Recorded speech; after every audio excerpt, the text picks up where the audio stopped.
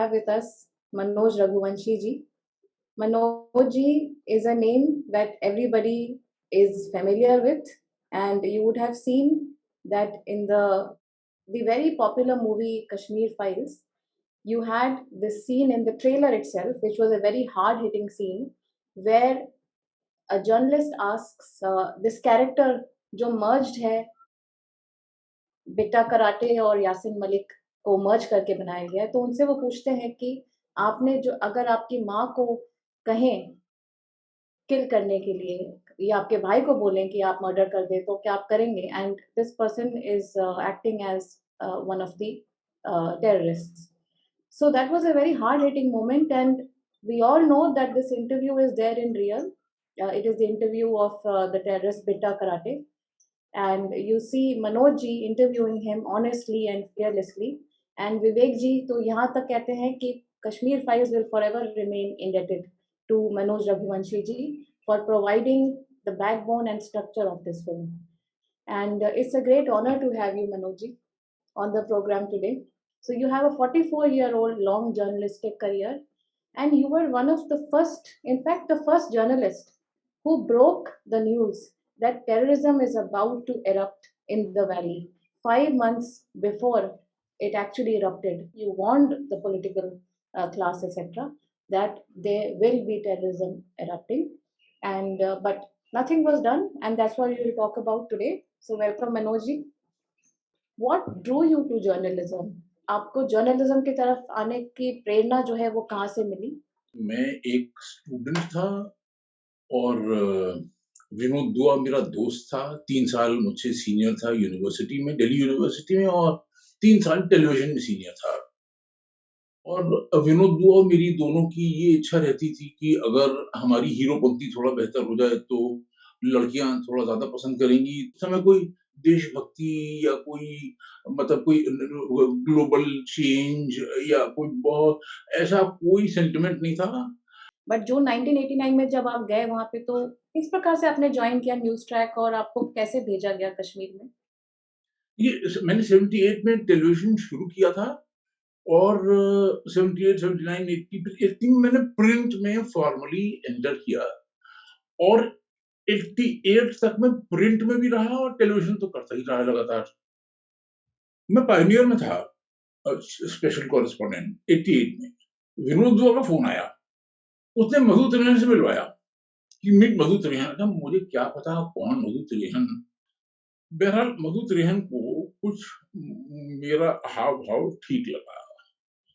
उन्होंने ये मन बनाया कि इसको काम देके देखते हैं कि कैसा करता है, और काम दिया और काम अच्छा हो गया।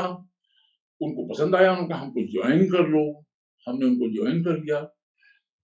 तो 89 में जब मैं पहली बार गया, मतलब पहली बार तो कश्मीर नहीं गया था, मतलब पत्रकार के नाते 5 जून 89 को मैं लैंड किया श्रीनगर में, और आयतुल्लाह खमीनी की मृत्यु हुई थी और पढ़ा रास्ते में, और होटल के अंदर अभी चेक इन कर ही रहे थे कि एक बस गुजरी और उसपे अंदर ऊपर लोग बैठे थे कि अल्लाह अकबर खोमेनी रहबर, अल्लाह अकबर खोमेनी रहबर। तो कश्मीर के पास और श्रीनगर के पास ही बड़गाम नाम की जगह है, ऐसी 40-50 किलोमीटर होगी। हम चेक इन करना रोक के डिक्की विक्की सब बंद करके उसके पीछे उड़ी और बड़गाम चौक पे पहुंच के हमने उन लोगों के इंटरव्यू किए, और उन्होंने जो बातें बताई वो बाद में अभी विवेक अग्निहोत्री ने बताया कि भाई वो आपका तब का इंटरव्यू पहला वाला हमारे बड़े काम आया, क्योंकि हमारे खिलाफ शियाओं ने ये एक आरोप लगा दिया कि ये विवेक अग्निहोत्री ने गलत काम किया कि शियाओं को दिखा दिया और शिया तो आतंकवादी नहीं होते और खुमैनी की तस्वीर दिखा दी। तो बोले कि आप ही की पहली स्टोरी से मैंने वो फुटेज दिखाई कि बड़गाम चौक में वो मौलवी साहब फरमा रहे हैं कि हम इस बच्चे को सिखा रहे हैं जिहाद, और तुम लड़ो और तुम शहीद हुए तो अल्लाह के प्यारे, ये कुरान कहता है, मैं नहीं। और एक उन्होंने याद दिलाया कि वो मौलवी साहब कह रहे थे कि ये खोमेनी साहब फरमाते हैं कि एक हाथ में कुरान और दूसरे हाथ में असलाह, मतलब हथियार। तो उन्होंने कहा कि आपकी वो फुटेज हमारी अदालत में काम आई, ये बताने के लिए कि भैया ये जो कह रहे हैं ये ठीक नहीं है, शियाओं का भी ये रोल था।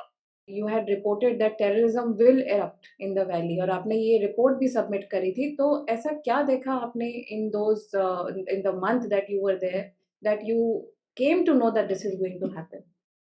पहले मुझे तो पहले से यहाँ से टिप ऑफ मिला था ना, जो विदेश मंत्री थे हमारे दिनेश सिंह, वो मुझे बहुत प्यार करते थे। उन्होंने बुला के मुझसे कहा कि मनोज, कश्मीर में लल है, मतलब स्टॉर्म से पहले का सन्नाटा है, ये फूकेगा।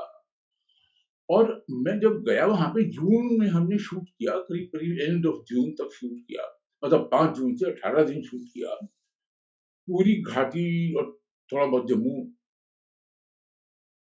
और अंदर हमने जो देखा वो चौंकाने वाला था। जामिया मस्जिद श्रीनगर में हिंदुस्तान का झंडा जला रहे हैं, AK-47 लेके लड़के बैठे हैं, मास्क, पहली बार मास्क आया, और कह रहे हैं कि दुश्मन है हमारी इंडियन आर्मी और हम जिहाद कर रहे हैं, इस्लामी आतंकवाद कर रहे हैं। ये हिज़्ब इस्लामी के थे, गुलबुद्दीन हिकमतियार एक था। और डीजी पुलिस कह रहे हैं कि हमारे लड़के गए हुए हैं पार और वो आएंगे ट्रेनिंग लेके। फारूक अब्दुल्ला कह रहे हैं कि जब भाई लड़के पाकिस्तान गए हैं और वहां पे पाकिस्तान ट्रेन कर रहा है, तो क्या मैं गलत हूं कि पाकिस्तान ये कर रहा है? मतलब आतंकवाद फूटने वाला है, इसके इतने सबूत थे। उन्होंने हथियार पकड़े थे, मतलब सब मशीन गन्स और AK-47 और हैंड ग्रेनेड और सब पकड़े थे। तो भाई ये हथियार आना शुरू हो गए हैं, तो ये काहे के लिए आ रहे हैं? तो साफ था कि एक आर्म्ड स्ट्रगल किसी ग्रुप की होगी। और ये JKLF का गैंग था पहला वाला, मतलब यासीन मलिक, बिल्टा कराटे, ये वाला गैंग था।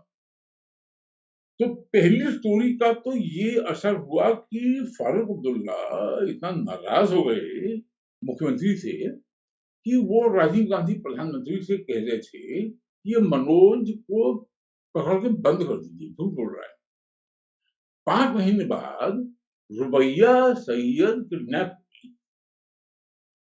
और फिर मैं गया, फिर मैंने शूट किया श्रीनगर के डाउनटाउन एरियाज में, बोहरी कदल, सभा कदल, खान यार, हिंदुस्तान का झंडा जला रहे हैं, पाकिस्तान का झंडा लहरा रहे हैं और नारे लगा रहे हैं, इंडियन डॉग्स गो बैक। और तो ये रुबैया के बदले में 5 आतंकवादी छोड़ दिए सरकार ने। उनका आतंकवादियों का दिमाग खराब हो गया। अगले महीने, मतलब अभी से हिंदू, कश्मीरी हिंदू का पलायन थोड़ा-थोड़ा शुरू हो गया था। जनवरी 90 में तो पूरा हुआ ना, दिसंबर 89 में भी शुरू हो गया था। जब ये हाल देखा कि हमारी सरकार घुटने के बल बैठ गई, तो उसके बाद 19 जनवरी की रात को 90, अगला महीना, उन्होंने वो बुलेवार्ड रोड पे यहाँ क्या चलेगा निज़ाम मुस्तफ़ा, नाराए तकबीर, अल्लाह अकबर, और मतलब कश्मीरी हिंदू चले जाओ, अपनी लड़कियां छोड़ जाओ, हम पाकिस्तान बनाएंगे। और आतंक का इतना बड़ा प्रहार किया कि पूरी हिंदू कम्युनिटी जान बचा के बाहर आ गई। मतलब सब नौकरियां, रोजगार, बाग बगीचा, प्रॉपर्टी, मकान, बच्चों की पढ़ाई, बिजनेस, पुश्तों का व्यापार, सब छोड़ के बाहर आ गई जान बचाने के लिए। तो ये कश्मीर में हुआ और अपने प्रदेश में हुआ। 32 साल पहले हुआ, कोई बड़ी पुरानी बात नहीं है। लेकिन इस 32 साल में केवल एक फ़िल्म आई, कश्मीर फाइल्स। इस 32 साल में न तो पत्रकारों ने बताया, ना पॉलिटिकल नेताओं ने बताया कि भई इतना बड़ा आतंक हुआ है, कि हिंदू इतने पीड़ित हैं। ये वही झूठ है, जो हमारे ये पत्रकार थे, ये झूठ बोल रहे थे 32 साल से। ये काम हमारे इतिहासकार कर रहे थे। मतलब जवाहरलाल नेहरू प्रधानमंत्री बने, उन्होंने मौलाना आज़ाद को एजुकेशन मिनिस्टर बना दिया। अब मौलाना आज़ाद ने एक एजुकेशन सिस्टम बना दिया, जिसमें कि अब औरंगज़ेब को आपको लिखना होता था कि वो रिलीजियस बिगॉट नहीं था। वो बड़ा ही नरम दिल, बड़ा ही नेक इंसान था, जो कि मंदिरों को दान देता था और मतलब वो तो कभी उसने कोई ऐसा कोई बुरा काम मतलब कहाँ सोच भी कैसे कितना भला आदमी था। यूपीएससी के इम्तिहान में अगर आपने लिख दिया कि औरंगज़ेब रिलीजियस बिगॉट था, तो आप फेल हो जाएँगे। ये मौलाना आज़ाद का एजुकेशन सिस्टम था। तो अब हिंदुओं को आज जब वो मथुरा काशी का मूवमेंट देख रहे हैं, तो उनको समझ में आ रहा है कि ये हमसे पत्रकारों ने भी छुपाया, हमसे इतिहासकारों ने भी छुपाया, हमसे नेताओं ने झूठ बोला, बात को छुपाया और उल्टा दिखाया। मतलब वरना वो फिज़ा और फ़िल्म में दिखा रहे हैं कि साहब बेचारा मासूम मुसलमान लड़का क्या करता, अगर बंदूक न उठाता तो क्या करता? वो दूसरे धर्म के जो गुंडे थे उसकी बहन को छेड़ रहे थे, मान नहीं रहे थे। बेचारा मासूम मुसलमान लड़का बंदूक उठा बैठा। भैया मैंने तो कई मतलब मैंने आतंकवादियों का इंटरव्यू किया भी है और देखा भी है।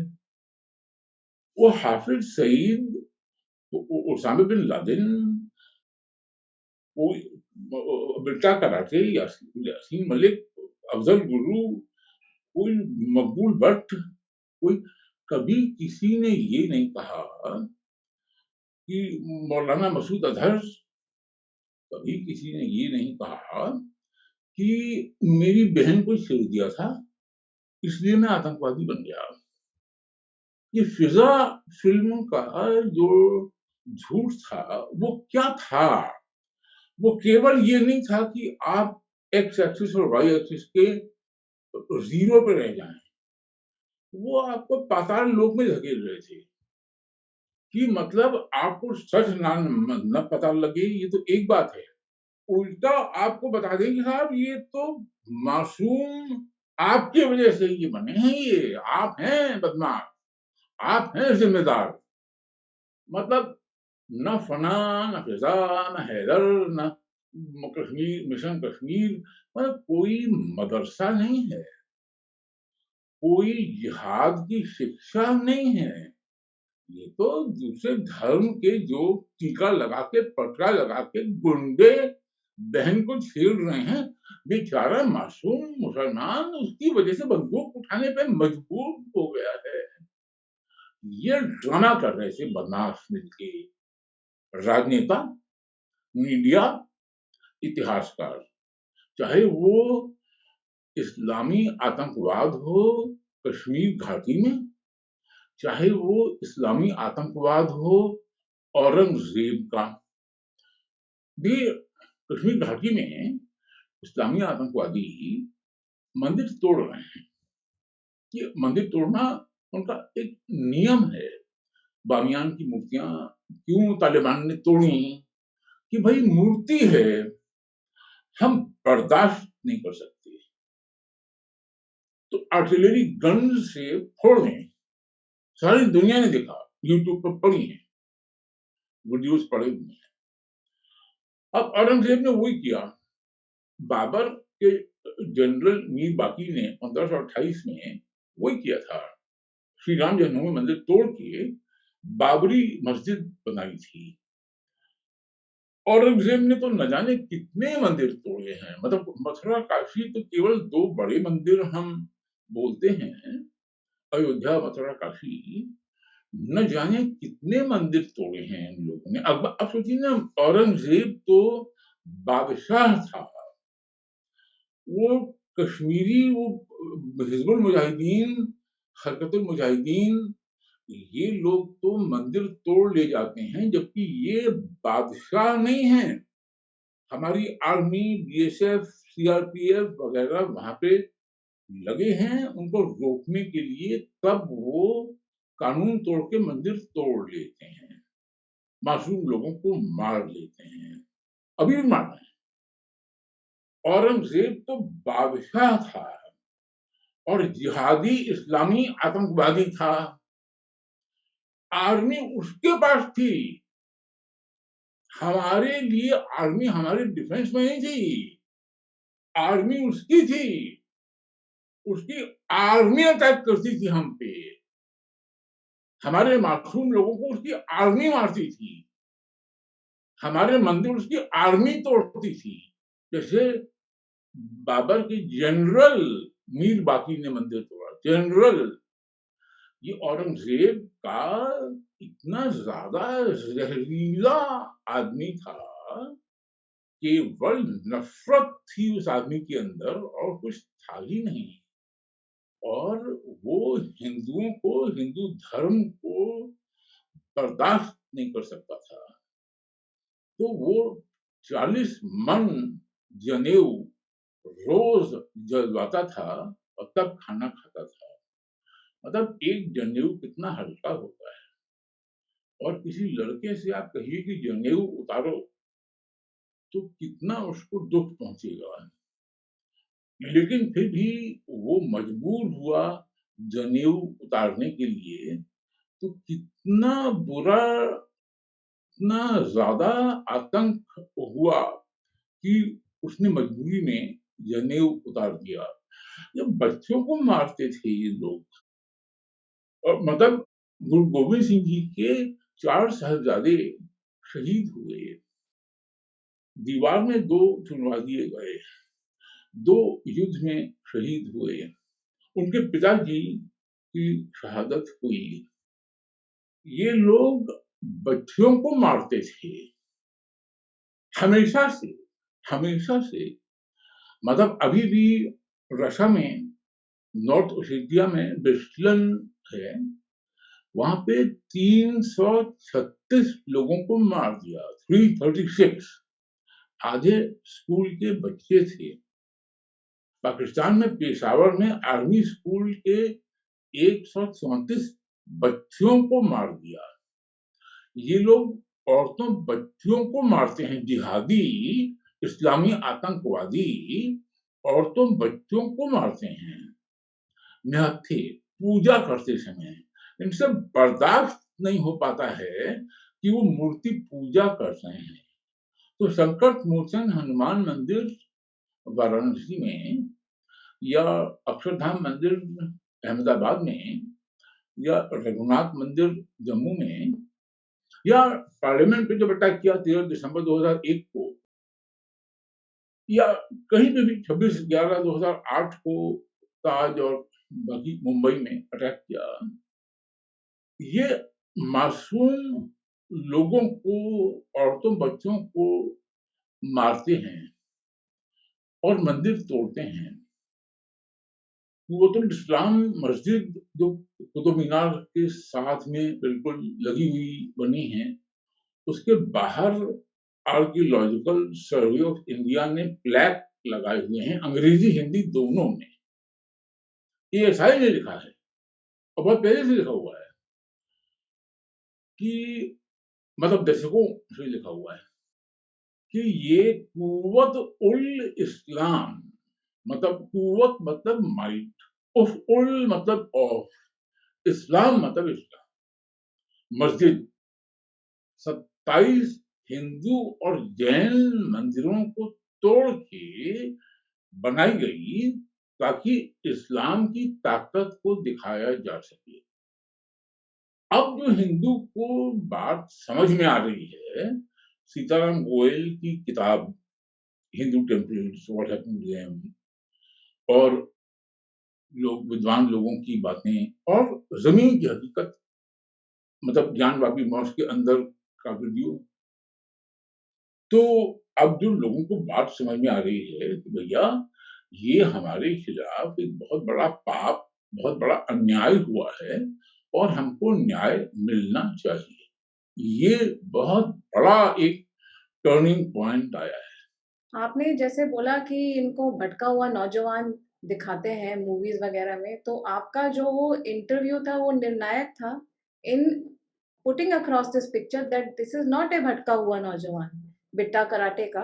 ये भटके हुए नौजवान नहीं है, ये वहां से हुक्म आता है, ये हलफ जो है उठाते हैं और ये अपनी माँ और तो वहां तो बहन के लिए लड़ते मरते दिखा रहे हैं फिजा में, यहाँ तो अपनी माँ और भाई, बहन और भाई को भी मारने को तैयार है।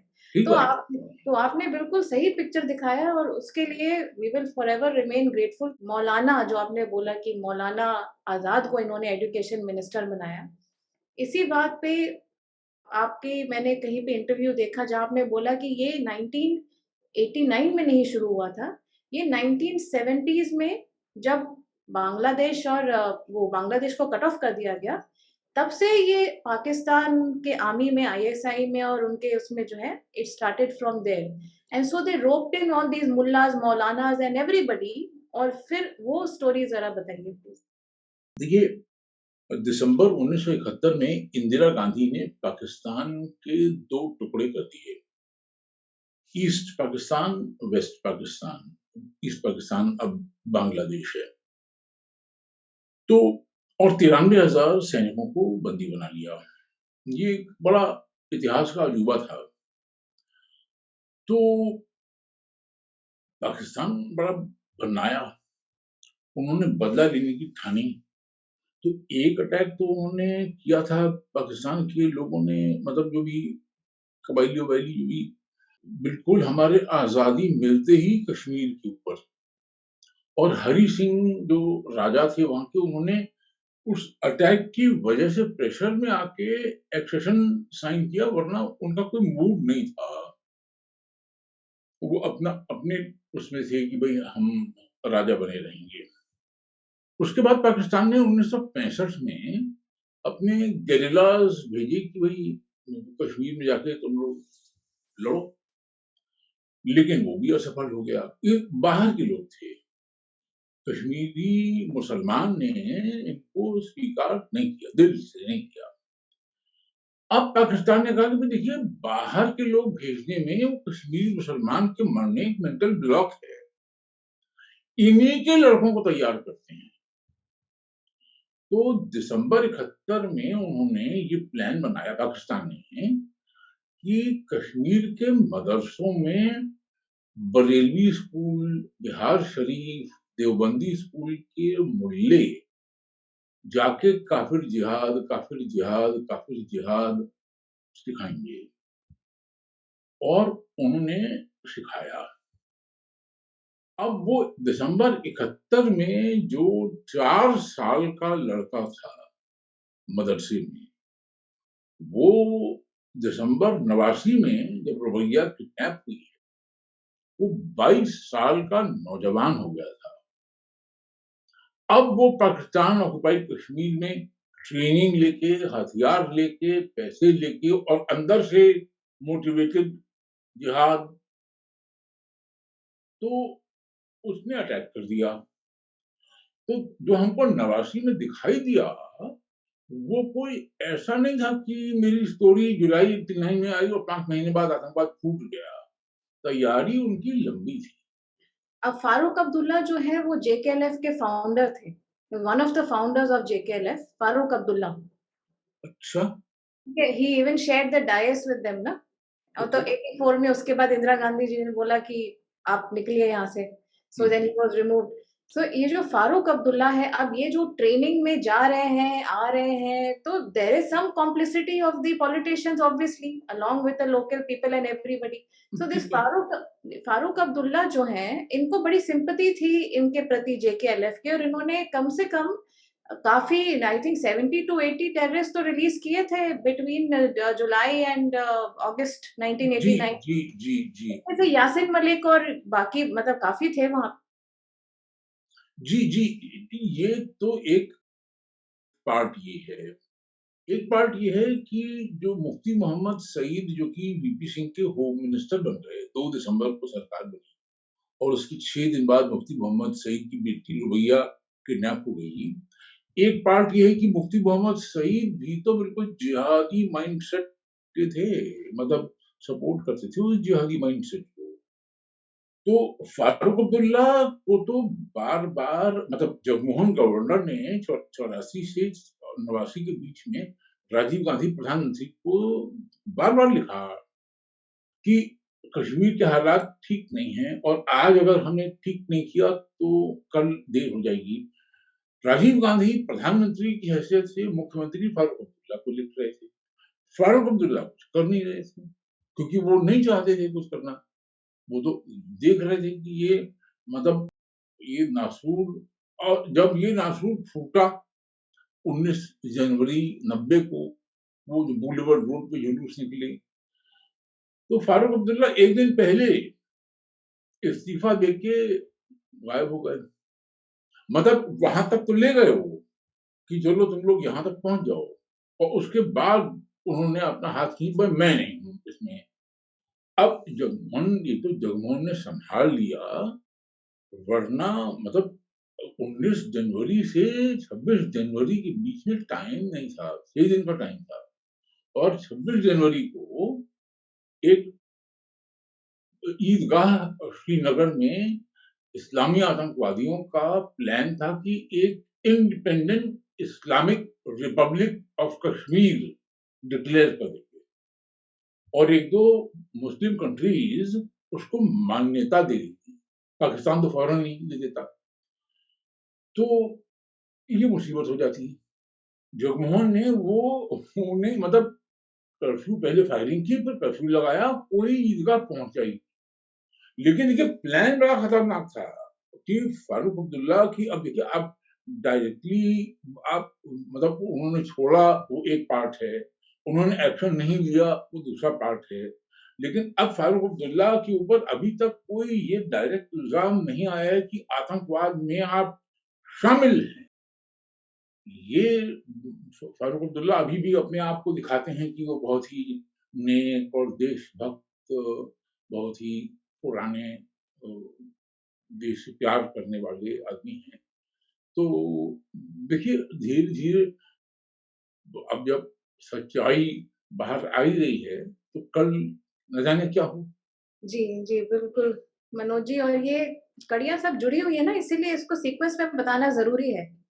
मधुकेश्वर जी के प्रोग्राम में एक एक्स इंटेलिजेंस ब्यूरो के ऑफिसर आए थे, अब तो रिटायर हो चुके हैं वो, कृष्ण बिहारी उपाध्याय। हुँ, वो हुँ। ये कह रहे थे कि ये जो किडनैपिंग हुई है रुबैया की, तो रुबैया सईद की जो महबूबा मुफ्ती की सिस्टर हैं, और आप देखेंगे कि महबूबा मुफ्ती भी कोई खास इंटरेस्टेड को उसकी सज़ा मिले या कुछ मिले, बल्कि वो ये कहती है कि इसको भूल जाना चाहिए, समथिंग लाइक दैट। अब तो जो आईबी के एक्स ऑफिसर थे, वो ये बता रहे थे प्रोग्राम पे कि जब हम उनके पास जब उनको लेने गए थे, जब वो एक्सचेंज हो रहा था टेररिस्ट और रुबैया सईद का, तो वो ऐसे निकल रही थी जैसे कोई वो पिकनिक करके निकल रही हैं, पूरे प्रेस उनके कपड़े थे, आयरन थे, कोई एक वट नहीं था उनके कपड़े पे। तो बहुत और मैं मुफ्ती मोहम्मद सईद भी कुछ ऐसे नहीं लग रहे थे हाव-भाव उनके जैसे कोई पिता जो ना। है वो मुफ्ती हैं। तो हुँ। ये जो क्योंकि आप मैंने कहीं सुना है आपके इंटरव्यू में कि आपने ये बताया था कि what kind of a mindset Mufti Mohammad Sayeed had. Mufti Mohammad Sayeed Rajiv Gandhi के मंत्री थे और वो टूरिज्म मिनिस्टर थे भारत सरकार के 1987 में। ये जो हुआ है ये 89 में हुआ है, जब वो जनता दल में गए हैं। तो कांग्रेस के मंत्री होने के नाते मई 87 के मेरठ के दंगे में उनको वहां पे भेजा गया, मेरठ, भारत सरकार की तरफ से, कि जाके वहां पे थोड़ा मतलब लोगों को समझाओ बुझाओ, थोड़ा शांत करो लोगों का गुस्सा। ये गए, मैं भी साथ में था, और सुरेंद्र सिंह चौहान थे, minister of state for home, UP. और इन्होंने सिर्फ मुसलमानों को बुलाया, और डीएम भी बैठे थे, और इन्होंने मुसलमानों को भड़का दिया, मतलब कांग्रेस पार्टी के खिलाफ ही भड़का दिया। तो अब ये दिल्ली पहुंचे, तुगलक रोड पे रहते थे, तो राजीव गांधी से इनका अपॉइंटमेंट था 5। डीएम ने फोन कर दिया होगा मुख्यमंत्री वीर बहादुर सिंह को, उन्होंने फोन कर दिया होगा प्रधानमंत्री राजीव गांधी को, कि भाई ये तो आपके मंत्री जी ये कारनामा करके आ रहे हैं। राजीव गांधी ने मिलने से मना कर दिया। 3 दिन तक जब ये नहीं मिल पाए, इनको हो संदेश दिया गया होगा कि भाई आप इस्तीफा दे दें। इन्होंने इस्तीफा दे दिया।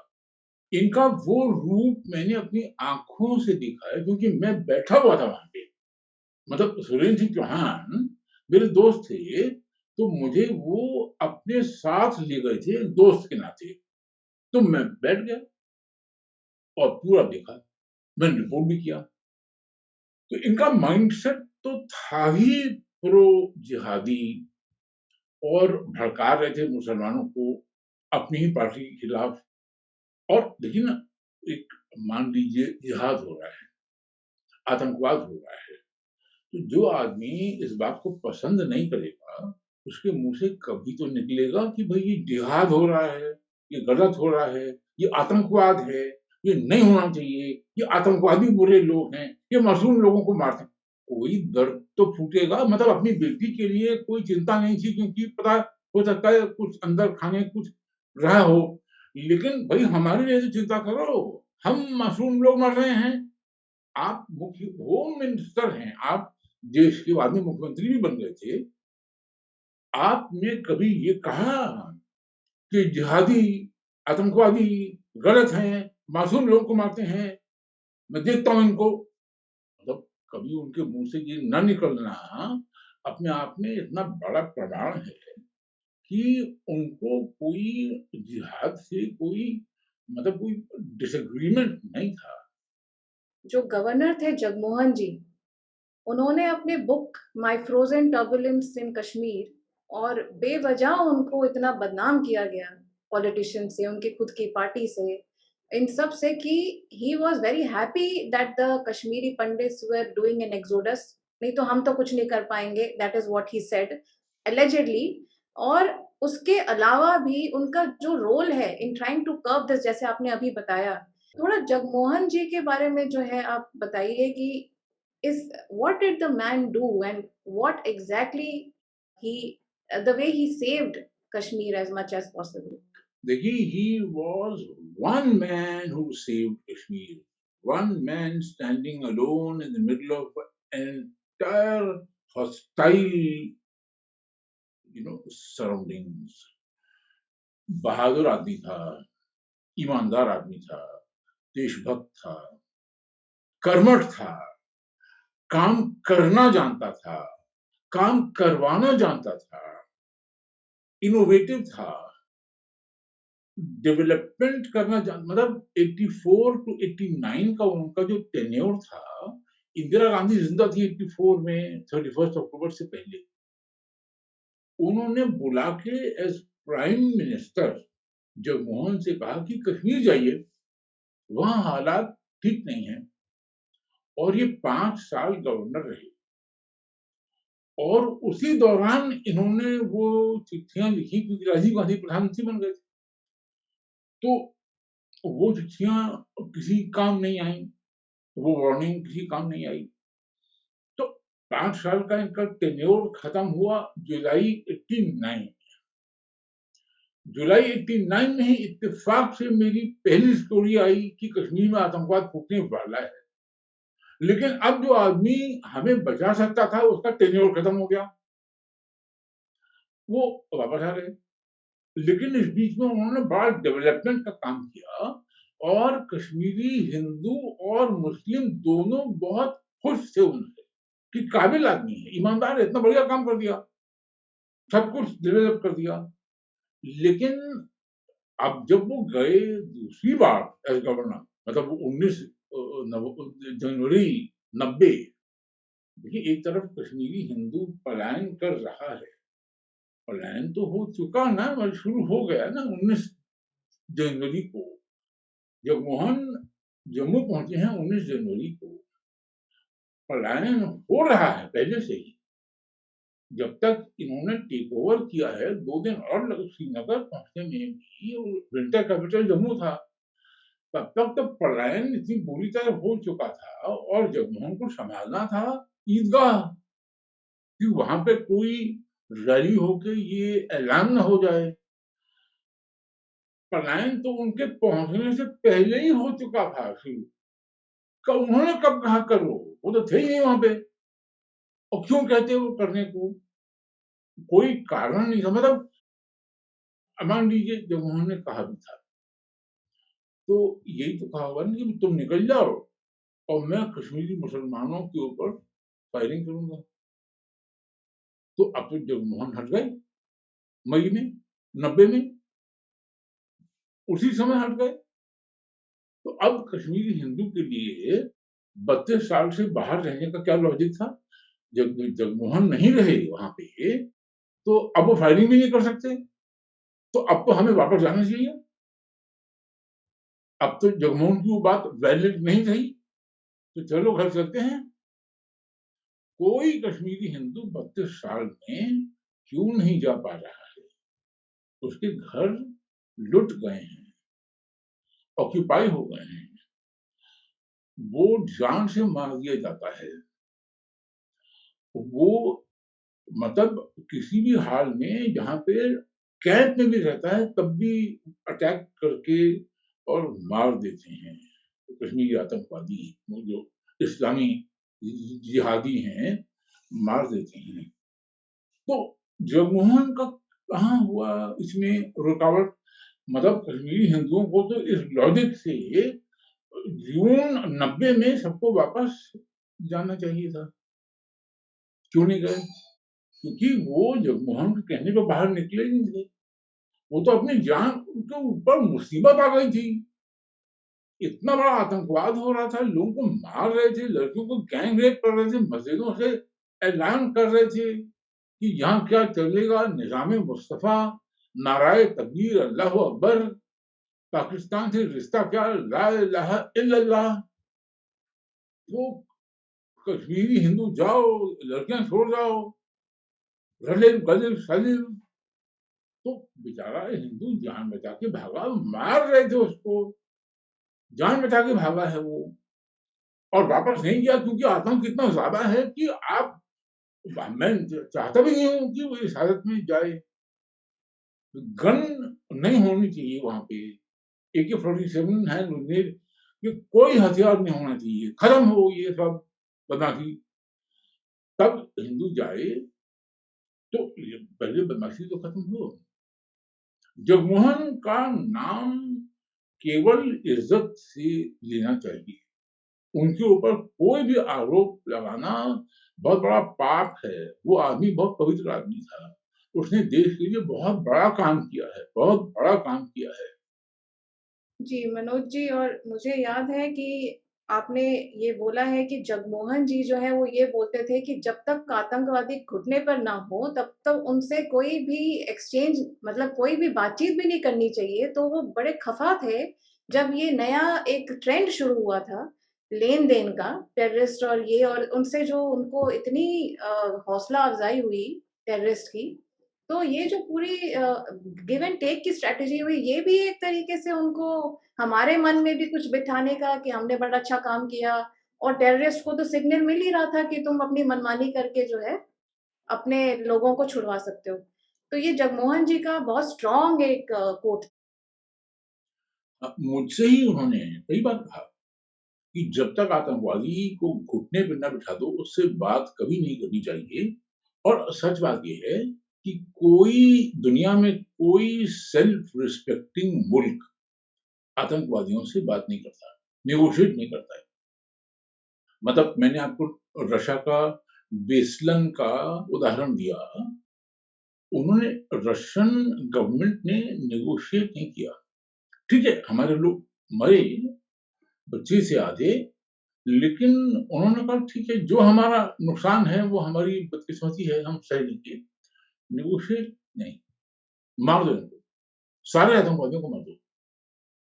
तो कहने का मतलब ये है कि देखिए, कोई-कोई देश तो इतना बहादुर होता है कि इज़राइल ने तो एंटीबी एयरपोर्ट पे जाके अपना जहाज लैंड करा के, और उनके जो हॉस्टेजेस थे, ईदी अमीन था वहाँ पे युगांडा में, और अजीब आदमी था। वो आया था हॉस्टेजेस को देखने, बात करने, और इज़राइल ने अपना जहाज रात में लैंड किया, उसके अंदर से आर्मर्ड जीप निकली, उन्होंने आतंकवादियों का मुकाबला किया, उनको मारा, अपने लोगों को छुड़ाया और हवाई जहाज में भर के वापस ले आए। उसमें बेंजामिन नेतन्याहू के भाई की डेथ हो गई थी, यूवी की डेथ हो गई थी। तो मतलब उन्होंने शहादत दी, लेकिन अपने लोगों को बचा लिया। चलिए ठीक है, वो एक बड़ी बात है। मैं ये नहीं कहता कि हम सब लोग ऐसा कर सकते हैं। हम लोग फ़िल्म में कर लेते हैं। फ़िल्में हम लोग बना लेते हैं कि एक हमने मूवी बनाई ज़मीन। ज़मीन में हमारे अभिषेक बच्चन और अजय देवगन, ये 2 लोग कांधार गए, और जो कांधार में जो हमारे हॉस्टेज थे, जो उनको छुड़ा के ले आए और ढिशुम-ढिशुम करके उनके आतंकवादियों को मार दिया और हमारे लोगों को ले आए। अब देखिए, ये डे ड्रीमिंग है कि फैंटेसी है, हम लोग अपना दिल को बहलाने को गालिब ख़याल अच्छा है। लेकिन फैक्ट ये है कि जब कांधार में हमारे 162 लोगों को हॉस्टेज बना लिया गया था, तो अटल बिहारी वाजपेयी के external affairs ministers Jaswant Singh खुद गए थे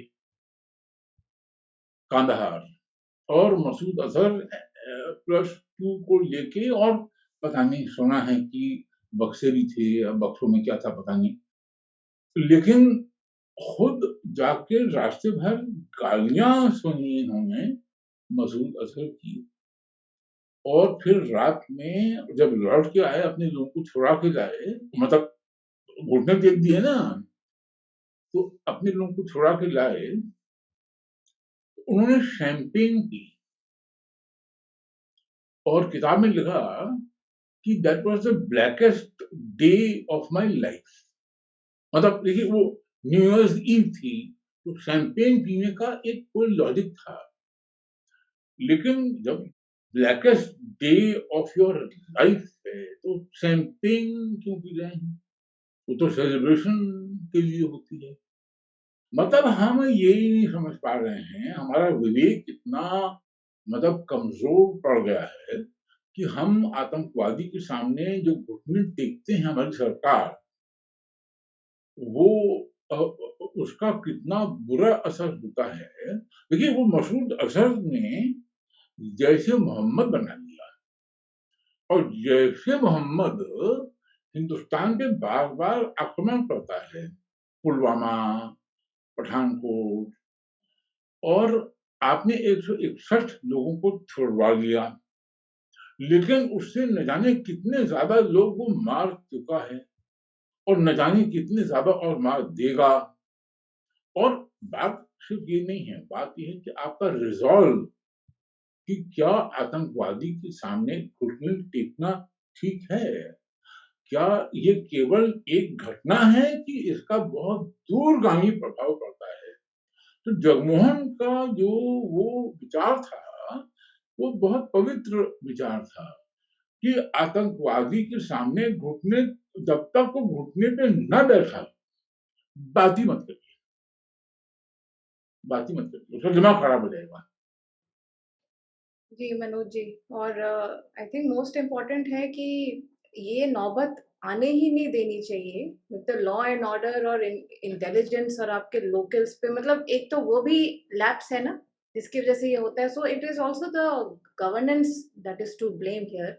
एंड जी, आप सही कह रहे हैं कि अगर यहाँ वहाँ फेल हो जाते हैं गवर्नेंस, तो यहाँ तो कम से कम घुट्टे नहीं टेकने चाहिए इनको। It should be a stern action कि वैसे नहीं होगा तो यहाँ पे भी नहीं हो पाएगा आपका काम।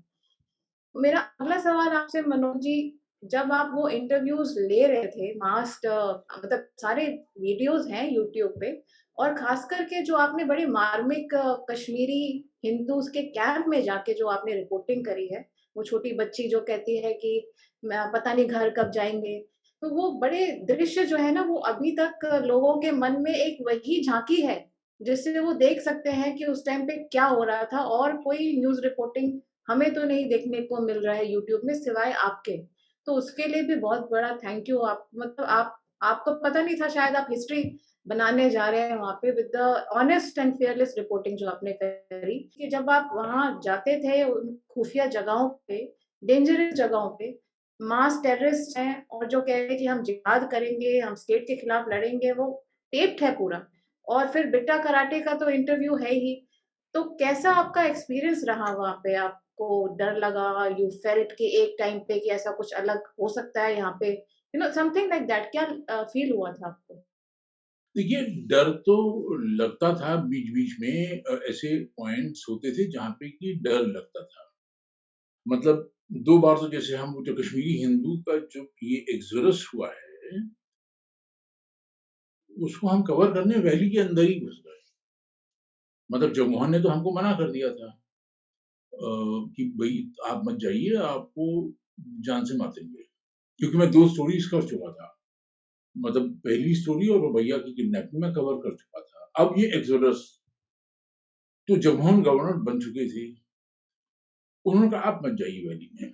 मैंने मधु त्रियान को फ़ोन किया जगमोहन के एबीसी के कमरे से, मैंने कहा भई गवर्नर ने मना कर दिया है, लेकिन मैं जाना चाहता हूँ, तो आप बताइए क्या करूँ? मतलब देखिए इजाज़त इसलिए भी चाहिए होती है, अपार्ट फ्रॉम द फैक्ट कि मतलब आप असाइन वो आपकी बॉस हैं तो उनको तो बताना और उनकी तो आज्ञा देनी ही है।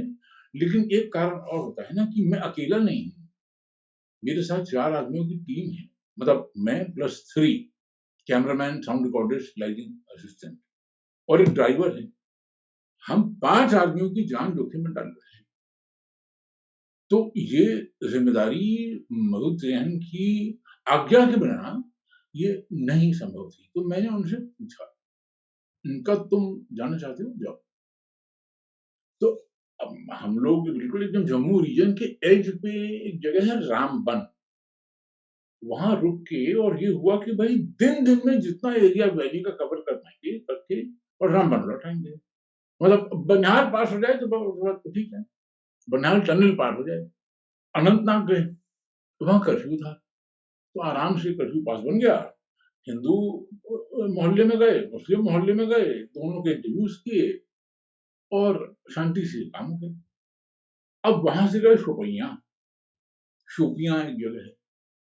शोपियाँ में पहले गया था जो ये किडनैप हुई थी, वहाँ एक मंदिर जलाया था। तो वो हमने मंदिर जाके शूट किया था, तो वो जल तो चुका था लेकिन उसमें धुआँ निकल रहा था। इंटेलिजेंस ने मुझे बताया था। तो वहाँ जो हिंदू थे उनके ऊपर अटैक भी किया था। मतलब जुम्मे की नमाज़ के बाद ये वहाँ की जितनी शोपियाँ की जो भी मुस्लिम यूथ पॉपुलेशन थी, वो करीब-करीब पूरा अटैक कर दिया। तो मैंने कहा कि मैं वो जगह देखना चाहता हूँ कि वहाँ का हाल डर का क्या माहौल है, कितने भागे, कितने बचे। ग्राउंड ज़ीरो वो है। तो अब हम शोपियाँ में अब की बार कर्फ्यू नहीं था, तो फिर पहले गए थे तो कर्फ्यू था। अब कर्फ्यू नहीं था तो हम अंदर चले गए। तो बिल्कुल ही शांत एकदम वातावरण, कोई आप शंका ही नहीं कर सकते कि ध्यान का कोई खतरा है। और मैंने कहा देखिए वो मस्जिद है तो वहाँ से लेफ्ट मुड़ेंगे तो 200 मीटर के बाद राइट मुड़ेंगे तो उधर लेफ्ट में मंदिर था। तो ड्राइवर की हालत खराब थी, वो टैक्सी ड्राइवर था, जम्मू का। वो कहे साहब हाँ, आप खतरे में जा रहे हैं। मैंने कहा भाई थोड़ा-सा काम रह गया है। ड्राइवर ने गाड़ी रोक दी। उन्होंने साहब आगे रास्ता नहीं है। मैं कहा यार खुला हुआ तो है। बिना बात के आप उसने गाड़ी वापस करने वो हाथ-पैर उसका ठंडा पड़ गया। मतलब दिखाई कुछ नहीं दिया, महसूस हो गया। तब तक मैं देखा जब 400 लड़के पत्थर और डंडा लेके दौड़ते हुए आ गए। ना मारो! अब मैंने कहा यार ये क्या हुआ? तो उनमें जो थोड़ा लंबा चौड़ा तगड़ा लीडर टाइप था, हमने उससे बात की। उतर गए गाड़ी से। तो कौन है आप? और आप शिवसेना से आए हैं और हमें आपको पूछना है। मैं कहा नहीं हम लोग पत्रकार हैं, ये न्यूज़ ट्रैक, वीडियो, ये कैसेट, ये कैमरा, ये वो कार्ड हमारा। तो काफ़ी उन्होंने डिक्की खुलवा दी, bonnet खुलवा दिया, सब ये वो क्या है ऊपर तोप की तरह वो ट्राइपॉड है, ये वो दिखा दिया। अब उन्होंने कहा कि चलिए आपके साथ बातचीत करते हैं थोड़ा-सा। मैंने कहा बेटा जगमोहन ने तो पहले ही मना किया था, अब तू नहीं बचेगा। थोड़ी दूर पे गए, दोनों तरफ औरतें, बच्चे, बूढ़े खड़े होके देख रहे हैं और हम बिल्कुल जैसे कि मतलब एक कहीं फँस गए हैं, अफ्रीका के किसी कैनिबल इलाके में। थोड़ी देर में इसका दिमाग बदला, इसने कहा चल लिए वापस। ड्राइवर खड़ा था, तो ड्राइवर मुझसे कहा कि यार मरवा दिया आपने, मैं भी अब डर के मारे मेरा हाल खराब था, मैं क्या मैं 2 बार अटैक हुआ। जब हम लोग बनिहाल पार कर गए, तो ड्राइवर ने बताया कि आपको मालूम है हुआ क्या था? मैंने बुजुर्गों से सवाल पूछा कि क्या शिवसेना अपने 4 निहत्थे आदमी आपके बीच ऐसे भेज देगी?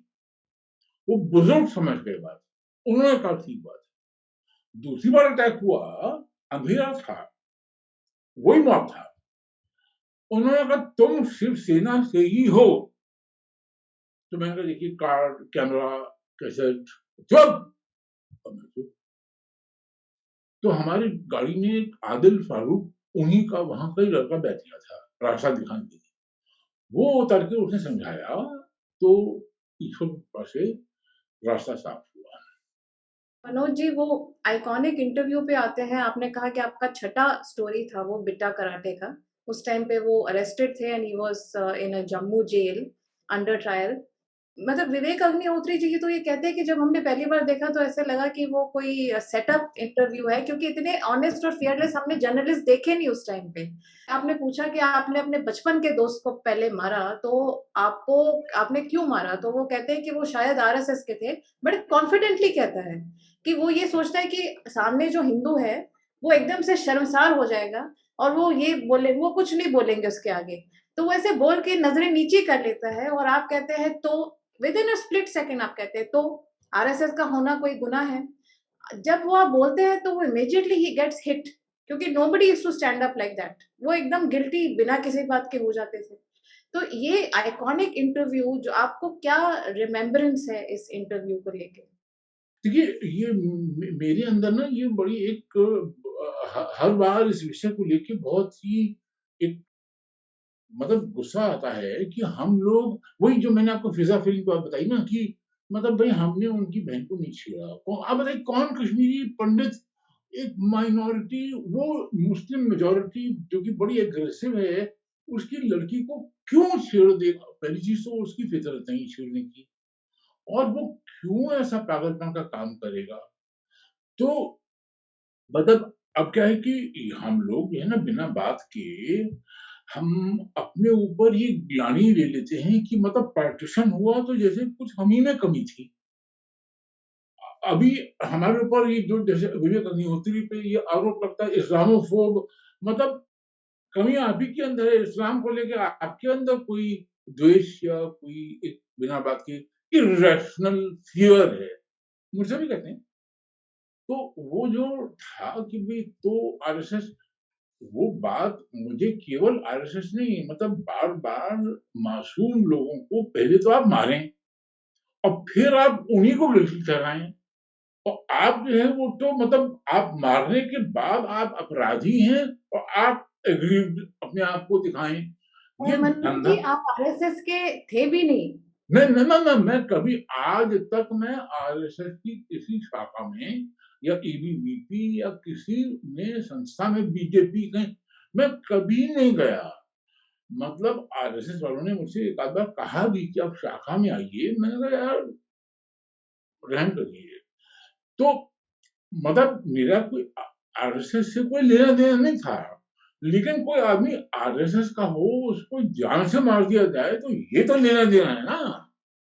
एक मतलब एक कानून को मानने वाले एक सिटीजन को इस बात का एतराज है कि भाई तुम किसी को कैसे मार दोगे यार, वो कुछ भी हो, आरएसएस हो, कांग्रेस हो, समाजवादी पार्टी हो, कोई भी हो, तुम मारने का अधिकारी कैसे हो गए और ये कारण कैसे हो गया। तो वो मेरे अंदर गुस्सा था और वो समझ भी गया कि ये दांव फेल कर गया। इनफैक्ट ये इंटरव्यू एक बेसिस है जिसके ऊपर अभी सतीश टिक्कू जो उनके पहले जो है विक्टिम थे बिट्टा कराटे, तो ये आपका इंटरव्यू बेसिस बना है फ्रेश पिटिशन जो उन्होंने डाला है, और वहां पे भी केस धीमे ही चल रहा है because of the situation. You know what is happening there Manoj ji, तो अभी व्यूअर्स को कुछ और बताने की जरूरत नहीं है, पर वहां पे भी वो स्लो ही चल रहा है because of the problems that the valley is facing even now. तो इस इंटरव्यू में विवेक जी ने नहीं, आशीष कोहली जो है एक डोगरा रिपोर्टर हैं जम्मू से, उन्होंने आपके साथ एक वेबिनार किया था, तो उसमें उन्होंने इतने ब्यूटीफुली इसको पुट अक्रॉस किया कि आपने हमेशा के लिए बिट्टा कराटे को टेररिस्ट बिट्टा कराटे के रूप में हमें प्रेजेंट कर दिया, कि आपको गलतफहमी ना हो कि ये कोई भटका हुआ नौजवान है जो नैरेटिव चल रहा था। ये टेररिस्ट बिट्टा कराटे है, और वो अभी तक ये नैरेटिव चलता आ रहा है भटके नौजवान पर। आपने क्लियर कर दिया कि he is not Bitta Karate, he is a terrorist Bitta Karate by that iconic interview that you had done.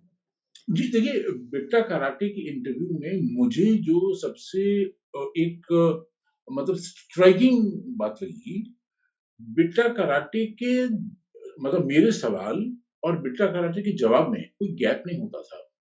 वो झूठ नहीं बोल रहा था, वो हर बात सच बोल रहा था।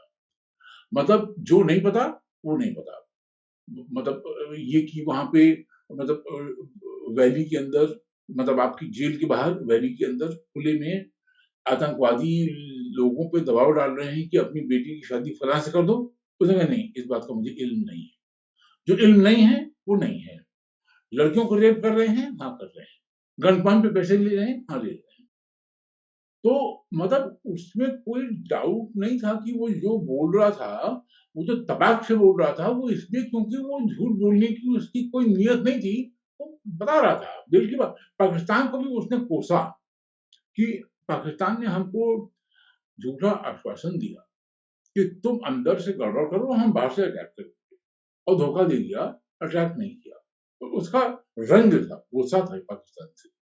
तो मतलब वो जो बात बोल रहा था, वो बात ईमानदारी से बोल रहा था। बात कितनी भी बुरी हो, हमको कितनी भी बुरी लगे, लेकिन एक बात पक्की थी कि वो बात सच्ची थी। आप बता सकते हैं कि राजीव गांधी की इसमें जो है क्या भूमिका? तो नहीं, राजीव गांधी बहुत सिंपल, एक डिसेंट आदमी थे, लेकिन सिंपल माइंडेड थे। मतलब उनका दिमाग कोई बड़ा कनिंग वनिंग नहीं था, और वो बहुत कॉम्प्लिकेटेड सर्किट डायग्राम बनाने के काबिल नहीं थे। जो एक राजनीति में वो चाणक्य बुद्धि और वो कॉम्प्लिकेटेड प्रॉब्लम सॉल्विंग, वो इतना बेचारा सीधा आदमी था। तो देखिए, एक बैकग्राउंड तो उनका पहले से उनकी पार्टी का ही चला आ रहा था। कांग्रेस पार्टी ने सोमनाथ का मंदिर बनवाया था। तो पहला काम ये जो अयोध्या का मंदिर अब बन रहा है, और इतना धीमे-धीमे करके इतने लंबे समय के बाद बन पा रहा है, कांग्रेस पार्टी ने तो तुरंत बनवा दिया था। सरकार ने बनाया था। नेहरू नास्तिक प्रधानमंत्री क्या आप थे। सोमनाथ की बात कर रहे हैं? सोमनाथ, सोमनाथ सोमनाथ, मंदिर की? सोमनाथ, सोमनाथ। ना कहने का मतलब कि सोमनाथ से कांग्रेस पार्टी ने एक मंदिर बनाने का काम वो कर चुकी थी। आज बीजेपी अयोध्या का मंदिर बना रही है, ये काम कांग्रेस पार्टी कर चुकी थी।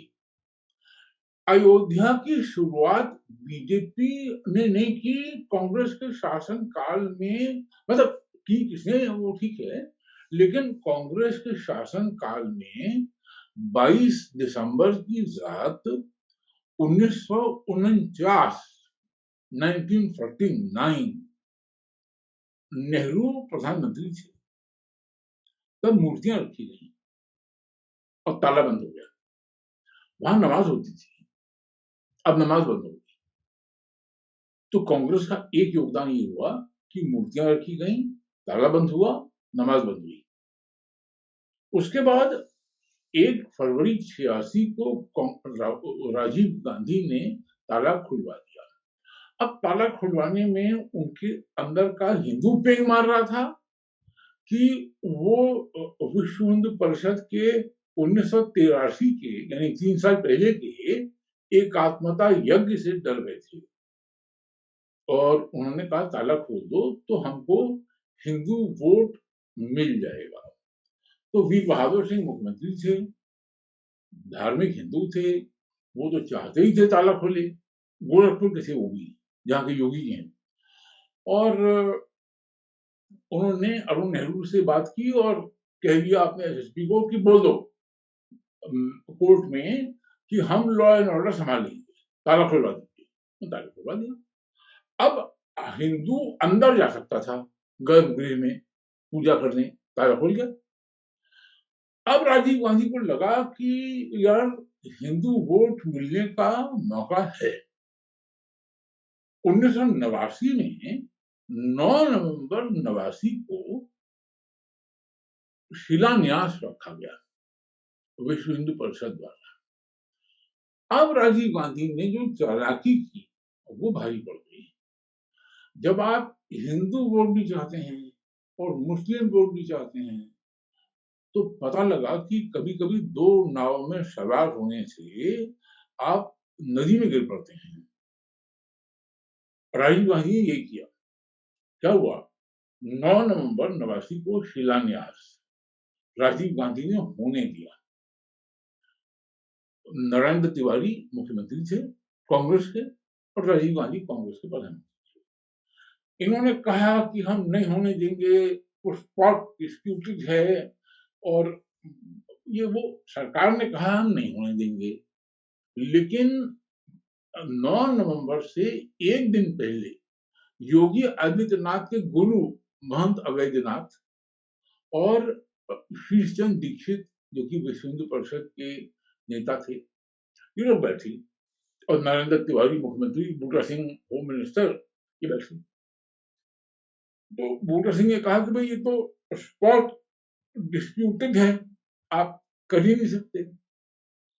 तो दीक्षित जी ने कहा कि देखिए हम करेंगे तो है ही, आप हमको गिरफ्तार कर लीजिए, हम कोई गैर कानूनी काम करने जा रहे हैं और ऐलान करके जा रहे हैं, हमको गिरफ्तार कर लीजिए। अब बूटा सिंह डर गए, उन्होंने उसी मैच में देखा दोबारा और 10 सेकंड में बोले कि नहीं नहीं नहीं नहीं, स्पॉट डिस्प्यूटेड है ही नहीं, आप कर लीजिए। हम लोग बारह बंकी पे रुके हुए थे, पत्रकार को बैरियर डाल दिया था कि आप आगे, सरकार का ऑर्डर है, जाओ जाओ जाओ, हो रहा है सब। बैरियर उठा, हम लोग सब गए, शिलान्यास हो गया। अब मैं हाशिम अंसारी 9 नवंबर शिलान्यास के दिन हाशिम अंसारी के घर गया अयोध्या में। इंटरव्यू के बाद वो मुझे गाड़ी तक छोड़ने आए, तो बोले देखो ये राजीव गांधी के जो जवाहरलाल नेहरू थे, इनके नाना, उन्होंने मंदिर में मूर्तियां रखवाई थी, मतलब उनके टाइम में रखी गई थी, और इसी राजीव गांधी ने ताला खुलवाया था। अब इस राजीव गांधी ने हमको आश्वासन दिया कि शिलान्यास नहीं होने देंगे, और आखिरी मोमेंट पे हाथ खींच लिया, हम कुछ इंतजाम भी नहीं कर पाए और हो गया। ये आदमी एक दिन मंदिर बनवा देगा, इसको साफ कर देंगे। उसी महीने में इलेक्शन था, नवंबर में, 24, 26, 28। 2 दिन तो शिलान्यास हुआ 9-10 नवंबर को। 11 नवंबर को विश्व हिंदू परिषद ने कहा कि अब हम जा रहे हैं मंदिर बनाने। अब 5,000 गेरुए वस्त्र में फावड़ा लेके चल दिए। अब राजीव गांधी के हाथ पैर फूल गए, उसने रोक दिया।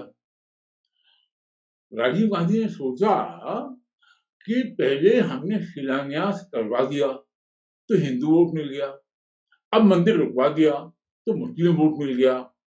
हुआ ये कि शिलान्यास करवा दिया तो मुस्लिम वोट कट गया, मंदिर रुकवा दिया तो हिंदू वोट कट गया। तो चालाकी में दोनों नाव में पैर रखने में कभी कभी आदमी नदी में गिर पड़ता है। शाहबानो वाला अगर आप बताएंगे, मतलब it tells the whole personality कि कश्मीर में भी वो क्यों ठंडे पड़ गए थे राजीव गांधी जी।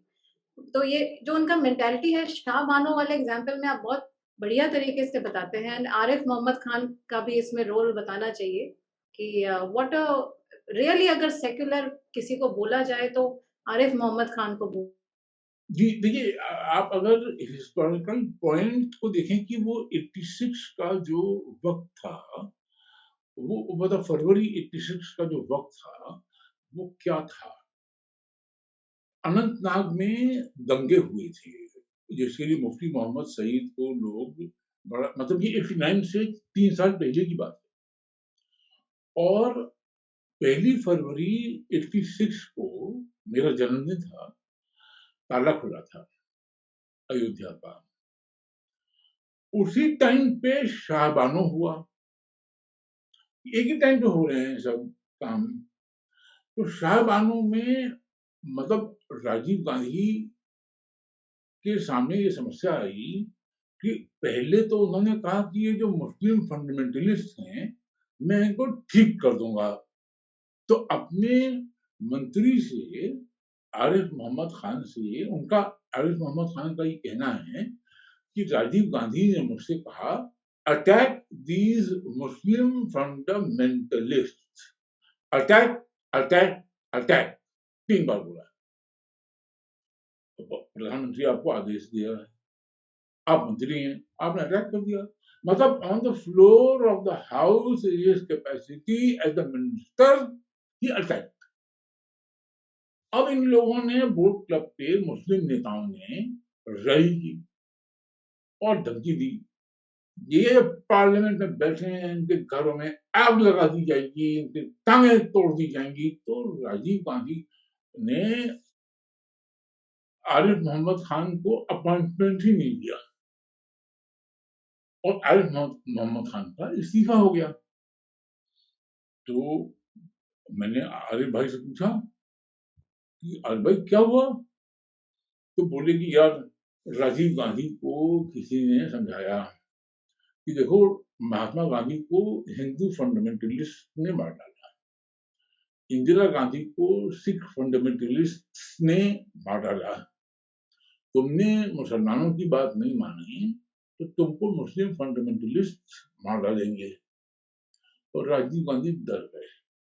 उन्होंने शाहबानो को, जो सुप्रीम कोर्ट ने एक बड़ा मामूली सा बहुत ही छोटा सा पैसा मेंटेनेंस के तौर पे ग्रांट किया था, वो राजीव गांधी ने पार्लियामेंट के एक्ट से सुप्रीम कोर्ट के वर्डिक्ट को खारिज कर दिया, नल एंड वॉइड कर।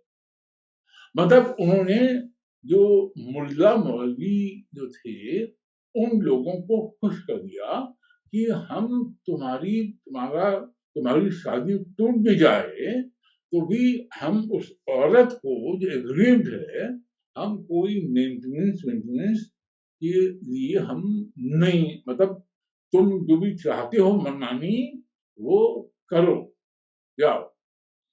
मतलब घुटने टेक दिए, वही जैसे मतलब घुटने टेक, मतलब रुबैया के टाइम पे घुटने टेक दिए या कांधार के टाइम पे घुटने टेक दिए। तो ये मुल्ला मौलाना के सामने घुटने टेक दिए कि ठीक है, सुप्रीम कोर्ट ने फैसला कर दिया, कोई बात नहीं, हम नहीं ये न्याय होने देते।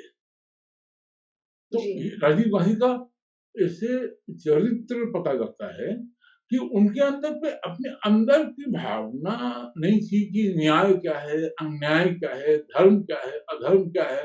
इधर से पैसा आया वो इधर से आया इधर लागत इधर लागत, हिंदू को पटा लो, मुसलमान को पटा लो, हिंदू से भी डर जाओ, मुसलमान से भी डर जाओ। मतलब वो थोड़ा बेपेनी टाइप इफेक्ट है। ये बॉलीवुड का क्या मोटिवेशन था to make all these films? और हिंद कश्मीरी हिंदूज ही बना रहे हैं, जैसे यू हैड मिशन कश्मीर के जो निर्माता थे, निर्देशक थे, एंड विधु विनोद चोपड़ा जी। और ये तो उनके द्वारा ये जो पूरा स्टेज किया गया कि देखिए यही बना रहे हैं, तो गलत तो नहीं बोल रहे होंगे। और वो शिकारा मूवी आई थी, जो पंडिता थे, जो राइटर थे, वो खुद ही कश्मीरी पंडित थे, जिसमें हिंदू मुसलमान के बीच में लव दिखाते हैं। यहाँ पे बिट्टा कराटे जो है अपने बचपन के दोस्त को ही पहले मार देता है। तो ये जो आप फॉल्स लव दिखाते हैं आपस में, ये इनका मोटिवेशन क्या था बॉलीवुड का ये सब करने? देखिए क्या होता है कि पेड न्यूज तो आप जानती ही हैं। जो पेड इंफॉर्मेशन का कोई भी सोर्स हो, मूवी हो, न्यूज हो, इतिहास हो, अखबार, कुछ भी, टीवी चैनल, कोई भी इंफॉर्मेशन का सोर्स होगा, वो जितना ज्यादा पावरफुल होगा, उतना ज्यादा उसके ऊपर लोग जो कंट्रोल करना चाहते हैं इंफॉर्मेशन, आपके दिमाग को मैनिपुलेट करना चाहते हैं, उतना ज्यादा पैसा लगा। और हम लोग थोड़ा लालची, बेईमान टाइप लोग हैं। हम लोग लालच में आके पैसे लेके जो मर्जी करिए बोल देते हैं। यार आप बताइए क्या बोलना है। तो मतलब फिल्म तो देखिए पहले ही फिक्शन है, आपको फ्रीडम है, जो मर्जी दिखाइए, किसाबों मासूम मुसलमान लड़का बहन को छेड़ दिया, क्या करता है।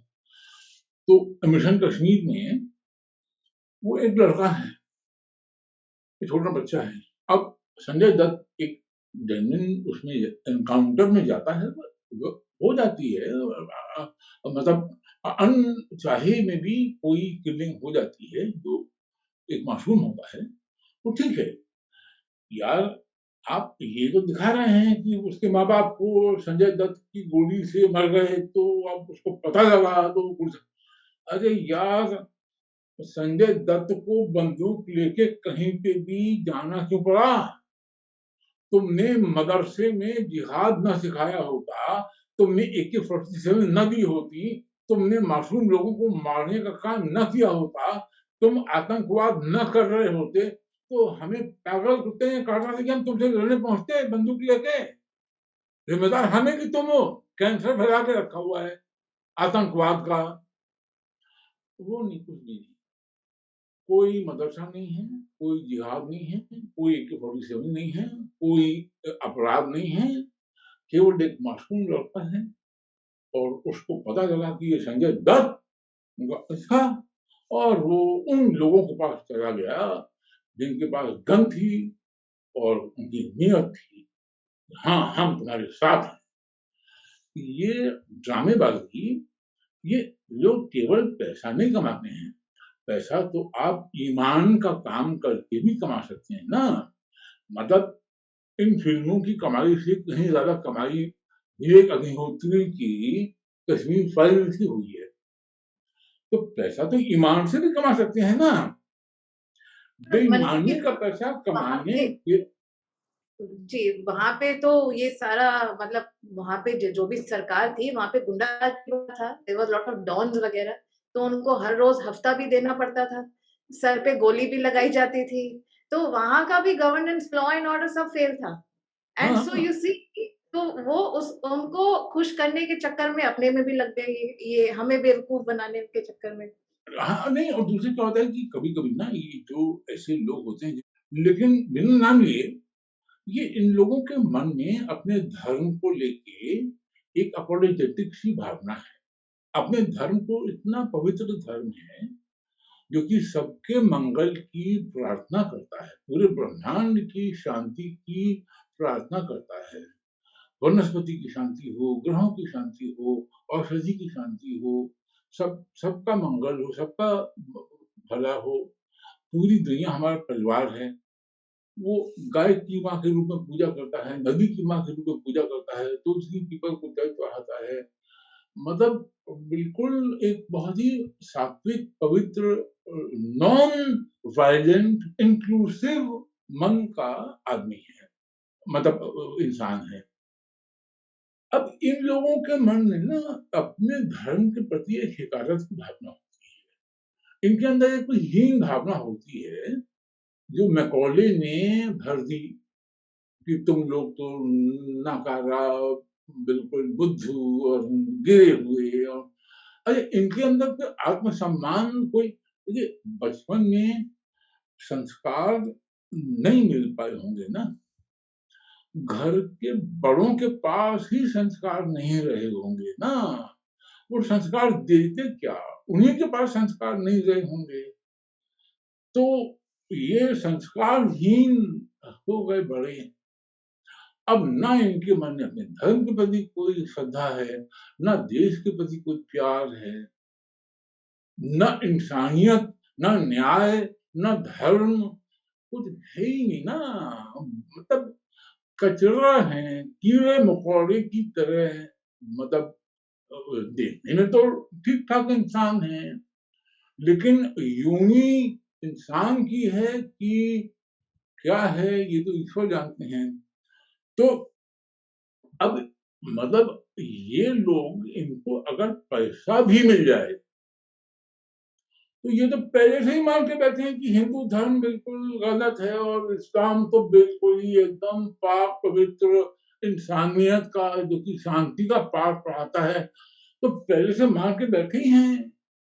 इनको संस्कार ही नहीं मिले कभी, कोई पढ़ाने वाला बताने वाला था ही नहीं, परवरिश ही गलत हुई ही नहीं परवरिश।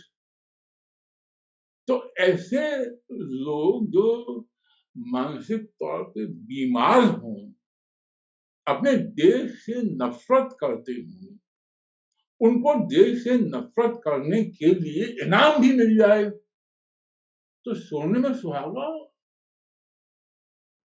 Ji, Manoj what all I understand from this is that a weak state, a destroyed education system, the people not having any family values left, and all these things coming together, तो ये आपस में मिलके एक very poisonous combination, जिससे जो है उभरना, आप जैसे लोग और some good people who have their sane mind on their shoulders, वो हमें रास्ता दिखाते हैं और कहीं ना कहीं उठ के खड़े हो जाते हैं, उभर जाते हैं। तो उसके लिए हमें धन्यवाद देना चाहिए। मनोज जी, मैं अब मीडिया पे आना चाहूंगी। मैं before I come to the national media, मैं ज़रा ये पूछना चाहूँगी आपसे कि यहाँ पे मैंने इंटरनेशनल मीडिया में डॉक्टर विजय सजावाल करके एक पॉलिसी एनालिस्ट है, जो अमेरिका में रहते हैं और वो स्पेशल फोकस कश्मीर पे ही रखते हैं। उन्होंने अपनी testimony for the hearings on religious freedom in India and Pakistan held by the United States Commission on International Religious Freedom. There he stated that I wrote a letter to the New York Times on March 10, 1986, describing how the Kashmiri Pandit minority is being squeezed out of Kashmir, and their reaction was, New York Times ka, you cannot be serious. Are you telling us Hindus are suffering in predominantly Hindu India? And Vijay Sazawalji said, I said yes. And they referred my letter to Mr. Stephen Weisman, जो उनके bureau chief थे new Delhi में। तो mister Wiseman wrote back to his editor acknowledging in 1986 that protesting Muslims attacked temples, जो आप बता रहे हैं, homes and stores of the Kashmiri Pandits. Now, New York times के तो वॉशिंगटन पोस्ट के बारे में तो ज्यादा जितना कम बोले उतना अच्छा है, पर मैं यही पूछना चाहती थी कि उस टाइम पे ये जो इंटरनेशनल मीडिया था, ये चुप था या गलत खबरें दे रहा था? क्या माहौल था उस टाइम पे? देखिए इंटरनेशनल मीडिया, और मतलब केवल मीडिया नहीं, और पूरे के पूरे देश, मतलब अमेरिका और ब्रिटेन और ये लोग भी थे, ये हमको, मतलब मीडिया भी उनका और सरकार भी उनकी, हमको लेक्चर देते थे ह्यूमन राइट्स पे, जैसे कि हम ह्यूमन राइट्स वायलेट कर रहे हैं। मतलब जो अटैक कर रहा है वो तो अटैक कर ही नहीं रहा है, हमारी आर्मी बिना बात के वहां पहुंच गई है, कोई आतंकवाद तो था नहीं, मासूम लोगों को, निहत्थे लोगों को मारने के लिए हमारी आर्मी पहुंच गई वहां पे। यार हम पागल हैं क्या?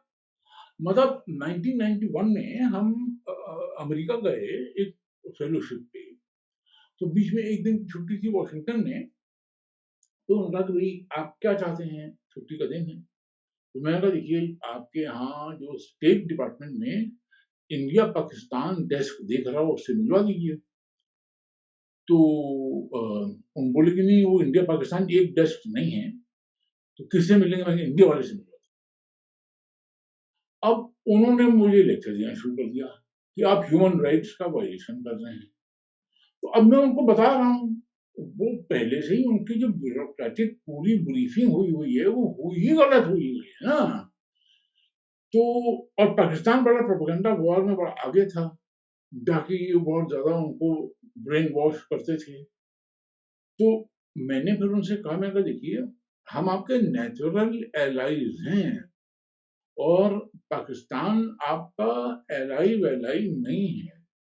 आपको समझ में आएगा तब आपको दुख पहुंचेगा। उसके 10 साल बाद 2001 में वो 11/9/2001 हो गया, जिसको वो 9/11 बोलते हैं, WTC। अब उनको समझ में आ गई बात। तो वहां से लौट रहे थे तो ब्रिटेन में 10 दिन की उन्होंने हमको दे दी फेलोशिप।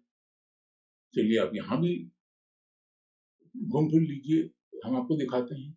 तो एक वहां मिले, तो वो यहाँ पे डिप्टी हाई कमिश्नर रही थी, अंग्रेज। उन्होंने हमको वीरास्वामी रेस्टोरेंट पिकाडेली सर्कस में इंडियन खाने के लिए बुलाया। तो हमसे पूछते हैं कि how do you expect to convince us, 1991, how do you expect to convince us that you are not violating human rights in Kashmir? Why should I convince you? Who are you? आपके यहाँ IRA की problem है, मैं तो Dublin गया था, आप लोगों ने तो कहा कि बिल्कुल आप मिल नहीं सकते। आपकी प्रॉब्लम है, आप डील कर रहे हैं, आप मुझे मिलने नहीं दे रहे हैं। हमारी प्रॉब्लम है, हम डील कर रहे हैं। आप कौन है यार? आप बिना बात के, मतलब मैं कन्विंस करूं मैं आपको? आप हैं कौन? तो जो मेरी सेक्रेटरी थी, मिसेस पियर्स, उन्होंने बाद में मुझसे कहा कि ये आदमी ये ठीक एम्बेसडर नहीं है यूके का। He has not created a good impression on you. ये लोग अपने आप को तोरम खां समझ रहे थे, 30 खां समझ रहे थे, फन्ने खां समझ रहे थे, जबकि खां थे ही नहीं। America, Britain. अब जब वहां पे इनको पता लगा कि बेटा आतंकवाद ये है, तब इनको समझ में आना शुरू हो गया है। ये अब ये केवल यूके नहीं है, अब तो Belgium, France, Germany, Norway, Denmark, Sweden, सबको, स्विट्जरलैंड। वहां के एक सज्जन ने मुझे बुलाया, उनका मॉस्क है कम अप इन जेनीवा, एक मस्जिद। तो मैंने कहा वन मॉस्क और मेनी, वन टू मेनी यार, why should there be a mosque in Geneva? मतलब स्विट्जरलैंड जो कि बड़ा न्यूट्रल न्यूट्रल टाइप है, उसको भी प्रॉब्लम समझ में आनी शुरू हो गई। अब वो जो पहले टाइम था, जो टाइम आप बता रही हैं, वो और अब में फर्क ये है कि अब तो वो झेल रहे हैं ना, पेरिस में वो झेल रहे हैं ना। अब उनको समझ में आ रहा है कि ओहो ये प्रॉब्लम है। अब वो बात नहीं है, लेकिन देखिए अब वो मोटिवेटेड मीडिया हो, NYT हो या वॉशिंगटन टाइम्स हो, अगर कोई उनके मन में कोई पहले से कोई धारणा ही बनी हुई है तो फिर वो बात अलग है। जी मनोज जी, अब हम अपने नेशनल मीडिया, जो मेन स्ट्रीम मीडिया उस टाइम पे हुआ करते थे, और जो क्वीन बी हुआ करती थी बरखा दत्त जी, वो ये उन्होंने मेंशन किया था अपने रिपोर्टिंग में, और जो कश्मीर फाइल्स में दिखाया भी गया है कि पूरा एक नैरेटिव वो बना रहे थे अपने को सिपॉइस के साथ मीडिया में कि डिसकंटेंटमेंट है, गुस्सा है मुसलमानों में, हिंदुओं के, कश्मीरी पंडितों के खिलाफ, वो सारी क्रीमी नौकरियां खा जाते हैं, सोसाइटी का क्रीम है, और हमें मतलब कि ऐसे इन्होंने सेकंड क्लास सिटीजन यहाँ बनाया हुआ है। और जो मैंने आपके इंटरव्यूज देखे थे लोकल्स के, वहाँ के मुस्लिम्स के, कश्मीरी के, आपके रिपोर्टिंग में, वहाँ वो अजीबोगरीब रीजन दे रहे हैं कि वो ये जिहाद चाहते क्यों हैं, कि हमें फ्राइडे को छुट्टी नहीं देते। और सैयद शाह गिलानी ये कह रहे हैं कि हमारे बच्चों को पढ़ा, डार्विन की थ्योरी पढ़ाते हैं स्कूल में, हमें नहीं पसंद, हमारे कुरान में नहीं लिखा है ऐसे। तो ये जो बरखा दत्त और उनकी टीम जो है, ये एक मिस्चीवियस नैरेटिव पेडल कर रहे थे, विच वाज वेरी डेंजरस। देखिए, बरखा दत्त में डेंजर क्या था, मतलब सैयद अली शाह गिलानी बोल रहे हैं कि एनसीईआरटी सिस्टम अन इस्लामिक है, वो बोल रहे हैं ना, या एक लड़का बोल रहा है कि ये जुम्मे के दिन छुट्टी नहीं मिलती, हमारे बहुत से हक नहीं मिलते, ये तो वो लड़का बोल रहा है ना। बरखा दत्त के साथ प्रॉब्लम ये थी कि खुद पत्रकार अपना कंक्लूजन दे रही थी, और वो कंक्लूजन ये था कि ये, मतलब एक तरह से उसका मतलब ये था कि कश्मीरी हिंदुओं ने कुछ नाजायज कर दिया, और बेचारा कश्मीरी मुस्लिम, जो कि गरीब भी है और दबा कुचला भी है, वो बेचारा करता भी तो क्या करता, वही फिजा वाली बात ना, कि बेचारा बंदूक न उठाता तो क्या करता। ये जो ये जो मतलब उनकी तरफ से, एक तरह से देखिए, उनकी तरफदारी करके उनके पक्ष को मजबूत करने की लॉबिंग थी, ये लॉबिंग हो रही थी। जैसे नीरा राडिया टेप्स में बरखा दत्त नीरा राडिया से बात कर रही कि ठीक है, मैं ये बोल दूंगी उसको, मैं वो बोल दूंगी, वो इसको मंत्री हो, उसको नहीं। वो लॉबिंग अमेरिका में तो बहुत ही खुल्लम खुल्ला है, वहां का कोई सेनेटर है तो वो तो खुल्लम खुल्ला लॉबिंग करता है, और वो मतलब बड़ा जायज है वहां पे। तो पाकिस्तान का कोई पता लगा, कोई गया नेता, और उसने उसको 3 पैक दारू पे उसने हमारा ही न्यूज ट्रैक उसको तोड़ मरोड़ के एडिट करके बताया, साहब ह्यूमन राइट्स का वायलेशन हो। अब वो जो लॉबी करने वाला आदमी है, उसको तो आपने पकड़ाया, उन्हें लॉबिंग करनी शुरू कर दी। ये बरखा दत्त लॉबिंग कर रही थी, जैसे नीरा राडिया के टाइम पे कर रही थी, वैसे कश्मीर के टाइम पे कर रही थी, बिना बात के। भाई अब मदरसे, आप बच्चे को मदरसे में भेजेंगे तो उसको डॉक्टर की नौकरी कैसे मिलेगी? तो आप ये नहीं पूछ रहे हैं कि भाई आप मदरसे में क्यों भेज रहे हैं, आप स्कूल में भेजिए ना, नौकरी चाहते हैं तो। वो ये ना ना ना, जाएगा वो मदरसे में, और उसके बाद जब नौकरी नहीं मिलेगी तो दोष कश्मीरी पंडितों का है। ये तो बिना बात की, मतलब अन्याय और अधर्म की बात है कि जो मासूम है उसको आप गुनाहगार बताइए, जो गुनाहगार है उसको आप मासूम बताइए, और उसके लिए आपको कोई इनाम मिल रहा हो तो सोने में सुहागा। जी, जी, मनोज जी। तो मेरा अगला सवाल, अब now we come to the intelligence agencies, और जो रॉ, आप जानते हैं मैं किसकी बात करने जा रही हूँ, एएस दुल्लत, हम्म, फॉर्मर रॉ चीफ। और उस टाइम पे वो आईबी के बड़े इंपॉर्टेंट पार्ट थे जब जेनोसाइड ये हो रहा था। और वो अपने एक, उन्होंने एक बुक लिखी है, my Vajpayee years, years with Vajpayee. उसमें उन्होंने बड़े अजीबोगरीब एब्सर्ड क्लेम्स करे हैं कि फारूक अब्दुल्ला की बेटी को भी किडनैप करने जा रहे थे रुबैया सईद के साथ, पर उनके पास सिक्योरिटी था और रुबैया सईद के पास नहीं था, तो वो हो गया बड़ी आसानी से। और वो ये भी कहते हैं कि अगर कुछ दिन रुबैया सईद को नहीं रेस्क्यू करते तो वो ठीक रहती। मतलब indirectly there is a hint कि कोई कुछ ना कुछ चल रहा था बीचों बीच में, और उनको सब खबर थी।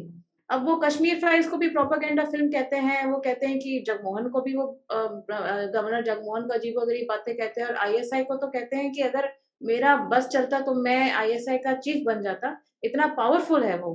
तो ऐसे जो ये हमारे farmer I&B and raw chief हैं, जरा इनके बारे में बताइए कि ये जो सॉफ्ट स्पॉट वो रखते हैं, इनका क्या योगदान था इस पूरे जेनोसाइड? देखिए मैंने टीवी शुरू किया था 1978 में, तो मैं 22 साल का था।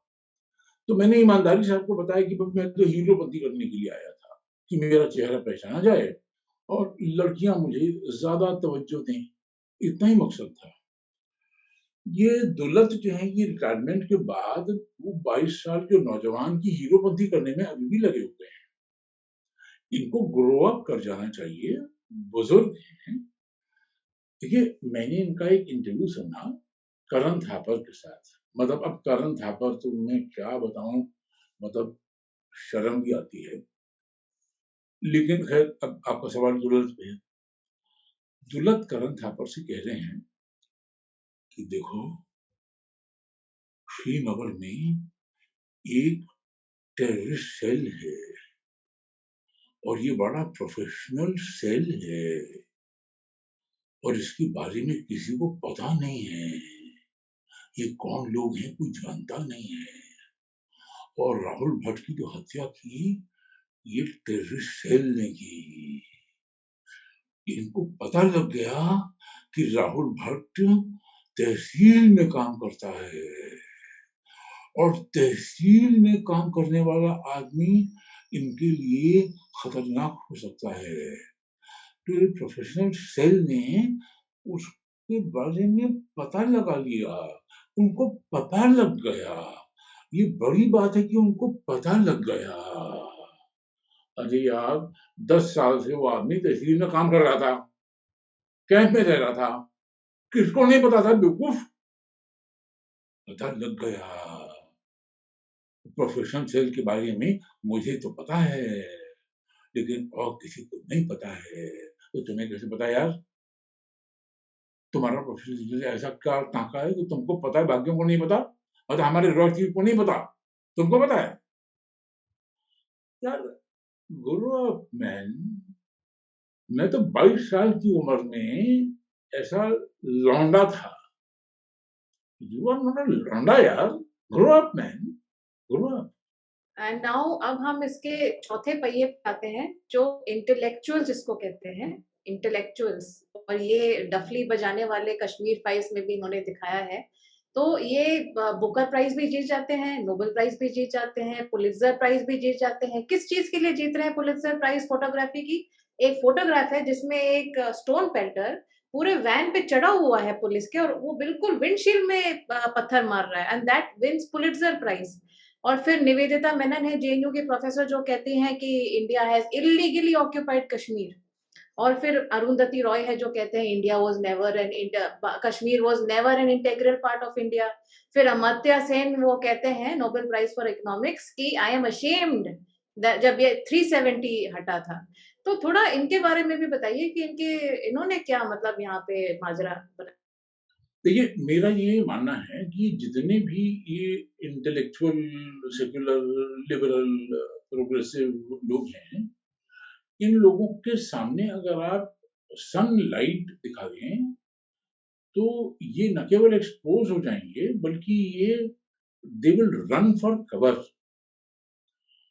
मैंने करण थापा को भागते हुए देखा है। जब मैंने केवल इतना कहा, रोटरी क्लब के पूरे डिस्ट्रिक्ट कॉन्फ्रेंस में, कि मैं करण थापर के 4 आर्टिकल्स में से केवल एक-एक पैरा पढ़ के आपको सुना देता हूँ। आपको पता लग जाएगा कि ये आदमी है क्या। अब मार मैं am not the subject of discussion. मैं बोला, मुझे मीडिया में बोलने को बोला है, मैं मीडिया से पढ़ के सुना रहा हूँ, तुमसे मतलब? तो भाग गया। बरखा आई। मैंने कहा देखिए ये हैं बरखा दत्त। अब 22 दिसंबर 2022 को नरेंद्र मोदी मुख्यमंत्री स्वेरिंग इन हुई थी, और 2002। और 23 मार्च 2003 को, हाँ 2003 को, 23 अगले मतलब 3-4 महीने बाद, 3 महीने बाद ये रोटरी क्लब की मीटिंग थी, उसी में बरखा भी आई। 4000 की मेंबरशिप, मतलब पूरा डिस्ट्रिक्ट। तो हॉल खचाखच भरा था। मैं कहा ये बरखा दत्त। अब इनकी असलियत जान लीजिए आप लोग, कि ये स्टार न्यूज के लिए न्यूज बनाती हैं। ये कह रही थी नरेंद्र मोदी हटाओ, नरेंद्र मोदी हराओ, नरेंद्र मोदी हटेगा, नरेंद्र मोदी हारेगा। अब ये बताइए, इनको फैक्ट नहीं पता, नरेंद्र मोदी हटेगा हारेगा, इनको नहीं पता था कि हटेगा हारेगा, इनका फैक्ट गलत था। इन्होंने एडवाइस दी कि हटाओ हराओ, लोगों ने उल्टा किया।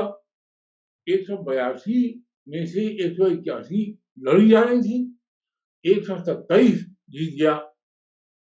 तो इनकी क्रेडिबिलिटी जीरो नहीं है, माइनस है। जो बोलेंगे वो उल्टा करें, ना तो इनको फैक्ट पता है, ना क्रेडिबिलिटी है, काय की पत्रकार है, वो भाग गई। अरुंधति रॉय को हमने भागते हुए देखा है, हम ही से भागी थी। टाइम्स ऑफ इंडिया ने लिखा भी, when Arundhati Roy had to flee. तो कि उर्दू प्रेस क्लब ने एक मीटिंग की, प्रेस क्लब में, और उसमें अरुंधति रॉय भी थी और हम भी थे और कुछ और भी थे। तो एक अभिसंधान बोल के चुके थे कि साहब लोग जो है वो बड़ा झूठ बोलते हैं और गलत करते हैं और नाइंसाफी है और ये है वो। मैं बिल्कुल ठीक कहा। मैं कहा देखिए, मैं तो आपकी बात से इत्तेफाक रखता हूं, और बल्कि मैं तो अरुंधति रॉय जी की तारीफ करना चाहता हूँ। इनके अंदर कितना बड़प्पन है। इन्होंने एक झूठ बोला था। इन्होंने आउटलुक में एक स्टोरी लिखी थी कि गुजरात के दंगे में 2002 वाले में एहसान जाफरी, कांग्रेस के एक एमपी हुआ करते थे पहले, उनको जला के मार दिया। उनकी बेटी वहीं थी, उसको रेप किया और जला के मार दिया। अब बेटी अमेरिका में थी, वो जिंदा थी, वो थी नहीं वहां पे। बेटी ने आउटलुक को लिखा कि भाई न तो मेरे साथ कोई रेप हुआ, न मैं मरी हूं, मैं तो यहां हूं और यहीं थी। अब आउटलुक ने अरुंधति रॉय से कहा कि भाई ये तो आपकी बात गलत निकली। तो उन्होंने एक पन्ने की माफी मांगी। तो मैंने कहा देखिए, मैं इनका बहुत आदर करता हूं। जब इनका झूठ पकड़ा गया तो इन्होंने एक पूरे पन्ने की माफी मांगी। मतलब झूठ चल जाए तो चल जाए, पकड़ा गया तो कम से कम माफी तो मांग लेती है ना। बड़प्पन है इनका। भाग गई, तुरंत उठी भाग गई। इन लोगों के साथ केवल एक ही काम करना चाहिए, इनके सामने सच्चाई की शर्त लाइट, हेडलाइट ऑन कर दीजिए, भाग जाएंगे।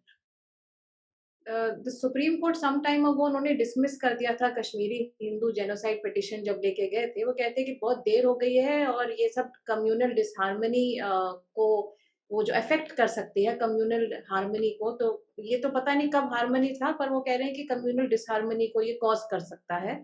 और खैर उसी के बाद वो कुछ टाइम बाद 1947 में कितनी गोलियां चली थी गांधी पे, उसका एक जो है पिटिशन कंसिडर भी कर लेते हैं। मतलब 47 शायद 91 से पहले आता है। बट देन बड़ा पेनफुल था ये देखना कि बिट्टा कराटे को कोर्ट ने लेट ऑफ कर दिया, ये कहते हुए जज ने खुद बोला है कि सब कुछ है, इंटरव्यू है, एवरीथिंग इज देयर, पर क्योंकि प्रोसिक्यूशन इतना पुअर था और डिसइंटरेस्टेड था, तो हमें ये जो है इनको रिहा करना पड़ा। अब वो जेकेएलएफ के चेयरमैन बने बैठे हैं कश्मीर में, बिट्टा कराटे। अब सतीश टिक्कू की भी फैमिली, जो मैं आपको बता रही थी कि लॉयर वहां गए तो उनको प्रोटेक्शन नहीं दिया, जबकि सुप्रीम कोर्ट के ऑर्डर्स थे। तो ये जो जस्टिस डिले होता है, ये बहुत पेनफुल है। तो आपका क्या कहना है इस पे? देखिए, मुझे आज तक कभी अदालत से न्याय नहीं मिला। कई कई कई बार मैंने न्याय की कोशिश की है और कई अलग अलग विषयों पे, और मुझे लोक अदालत से न्याय नहीं मिला। मुझे न्याय मिला है, बार बार मिला है, लगातार मिला है, लेकिन हमेशा परलोक अदालत से मिला है। तो अदालतें न्याय देने के बहुत बढ़िया इंस्ट्रूमेंट्स नहीं हैं, तभी तो केसेस पाइल अप कर रहे हैं। तो अब बहुत बुनियादी बात है कि अगर सतीश टिक्कू के मर्डर का केस आप श्रीनगर में चलाइएगा, तो वहां पे तो लोगों को डर लगेगा ही ना गवाही देने, मतलब उनके परिवार के लोग गवाही देने जाएँगे तो डर तो लगेगा ही। आप उस एक ये भी है कि आप उस केस को कश्मीर के बाहर सुन लीजिए। दिल्ली में सुन लीजिए ना, क्या दिक्कत है? दिल्ली में सुरक्षा व्यवस्था भी अच्छी है, सुन लीजिए। तो मतलब केस रीओपन हो वो एक बात है, वो दिल्ली में सुना जाए ये एक और गुहार होनी चाहिए। देखिए वहाँ पे तो बिट्टा कराटे क्या, कोई भी तो केस वहाँ पे कंक्लूजन तक नहीं, आतंकवादी वाला केस कोई भी तो अपने निष्कर्ष तक नहीं पहुँचता ना। तो मतलब इसमें क्या कहें कि वहाँ श्रीनगर में ट्रायल हो और सतीश टिप्पू की फैमिली जाए, ये मुझे ठीक नहीं लगता। जी। और मनोज जी, ये लास्ट एक क्वेश्चन है कि ऐसा माना जाता है कि एकदम से टेररिज्म फूटा और 1-2 साल में वो एक्सोडस कर गए, पर ऐसा सच्चाई है नहीं। वो जैसे कहते हैं, कुछ हिंदूज़ ही कहते हैं कि कश्मीरी पंडित डरपोक थे, उन्हें वहाँ डटे रहना चाहिए था। हालात जैसे आपने अभी बताया वो तो थे नहीं बिल्कुल भी रहने वाले। पर अराउंड 100 एंड 150 कश्मीरी पंडित्स को ब्रूटली मारा गया। उन्होंने बहुत रेज़िस्ट किया काफ़ी डेकेड्स तक, और अभी भी ये बेचारे रेज़िस्ट कर रहे हैं। राहुल भट्ट की अभी मौत हुई है, ये रेज़िस्ट ही करे जा रहे हैं ना। तो Kashmiri Pandits are now here is where the government and the law and order has to step in. So what do you think is the future of वो गेटोइज़ेशन तो हो रहा है, वो जत्ती वहाँ पे जो है रह रहे हैं एक सेलेक्ट लोकेलिटी में पंडित्स कश्मीरीज़। तो आपको इसका हल क्या लगता है? What do you think should be done? देखिए न्याय क्या कहता है, धर्म क्या कहता है और वास्तव में मतलब राहुल भट्ट की हत्या ना हो इसके लिए एक ऐसा वातावरण चाहिए। गन किसी भी लड़के के हाथ में AK-47, hand grenade, rocket launcher, सब मशीन गन, माइन, ये सब कोई हथियार किसी के पास नहीं होना चाहिए। सैनिटाइज होना चाहिए पूरा एनवायरनमेंट। और देखिए एक प्रॉब्लम ये है कि बात केवल इतनी नहीं है कि गन जो अभी है वो आपने ले ली, दिमाग में केमिकल चेंज हो जाता है।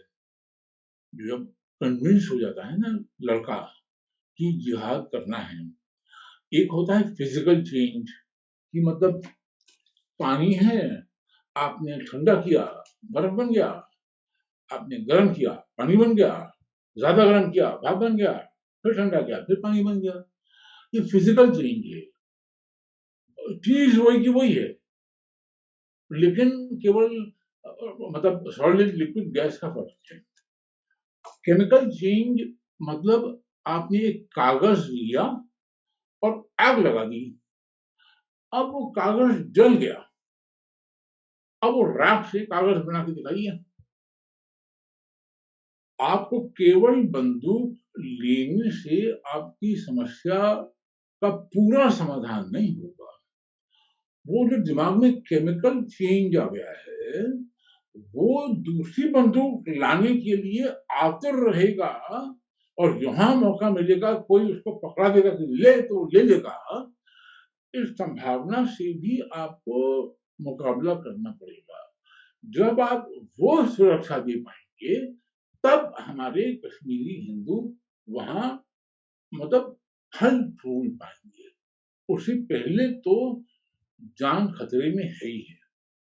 आपके 44 year long journalistic career में you have interviewed such prominent political faces. You've been an esteemed panelist on important discussions on leading news channels, and you've covered from the ground such controversial issues and honestly and fearlessly reported. अब Manoj ji, for budding journalist जो आपको lookup कर रहे हैं, आशीष कोहली तो हैं ही जो जम्मू में बहुत अच्छा काम कर रहे हैं हिंदूज के लिए, डेमोग्राफिक चेंज, द रियलिटी, वो तो आपको लुकअप करते ही हैं। उनकी तरह और भी हैं जो ऑनेस्ट और फियरलेस, हर किसी की मंशा होती है to be honest and fearless. उसको कैसे वो करा जाए, अपने अंदर भरा जाए और उसको प्रैक्टिकली वो करा जाए, उस पर जरा बता दें। देखिए मैं आशीष कोहली के बारे में एक बात मैं कहना चाहता हूँ कि मैं उनको एडमायर करता हूँ क्योंकि वो मेरी जानकारी में पहले पत्रकार हैं जो कि 15 साल की उम्र में पत्रकार बने हैं। बहुत बड़ी बात है ये, बहुत बड़ी बात है। मतलब मैं सैल्यूट करता हूँ इस यंग मैन को। देखिए, बहुत जो मैंने विवेक अग्निहोत्री के बारे में कहा कि भई आप ईमान से भी तो पैसा कमा सकते हैं और ईमान से आप ज़्यादा पैसा कमा सकते हैं। कश्मीर फाइल्स की कमाई ज़्यादा हुई है बनिस्बत उन फ़िल्मों के जो हमको गुमराह कर रही थी। तो मतलब देखिए, टीआरपी तो दारू की भी होती है, टीआरपी सिगरेट की भी होती है, बड़ी पॉपुलर चीज़ है सिगरेट। लिखा है टोबैको किल्स, लेकिन लोग पीते हैं, दारू के ऊपर भी लिखा है। लेकिन टीआरपी हेल्थी टीआरपी भी होती है। आफ्टर ऑल देखिए, मतलब ऐसे भी तो लोग हैं जो कि कोई बढ़िया स्पोर्ट्समैन को देख के और खूब या किसी योगाभ्यास के गुरु को देख के और बढ़िया योग करके और अपनी सेहत को इतना इम्प्रूव कर लिया कि पता लगा कि थायराइड भी था और ब्लड प्रेशर भी था और शुगर भी थी और सब ठीक हो गया और बढ़िया-बढ़िया मतलब सेहत बढ़िया हो गई। तो मतलब दारू और सिगरेट की टीआरपी और योगाभ्यास की टीआरपी दोनों हैं। रामदेव भी कम हीरो थोड़ी ना है, ज़्यादा बड़ा हीरो है। मतलब टोबैको कंपनी का कौन आदमी अपनी शक्ल दिखा के बताएगा कि मैं सिगरेट बेचता हूँ, मेरी शक्ल दिखाओ। या दारू की कंपनी का आदमी बताए कि मैं दारूबाज मतलब दारू पिलाने वाला। वो टीआरपी शक्ल नहीं दिखाते, वो केवल बेच के पैसा। रामदेव तो शक्ल दिखाते हैं, हीरो हैं, अच्छा काम कर रहे हैं, लोगों का भला हो रहा है। पत्रकार के पास दोनों चॉइस है। आप मतलब वो बरखा दत्त वाला फ़ॉर्मूला भी अपना सकते हैं और ईमानदार आशीष कोहली वाला फ़ॉर्मूला भी अपना सकते हैं। आशीष कोहली से लोग प्यार करते हैं। आशीष कोहली की टीआरपी पॉपुलैरिटी बहुत हाई है। तो काहे को बरखा दत्त बने?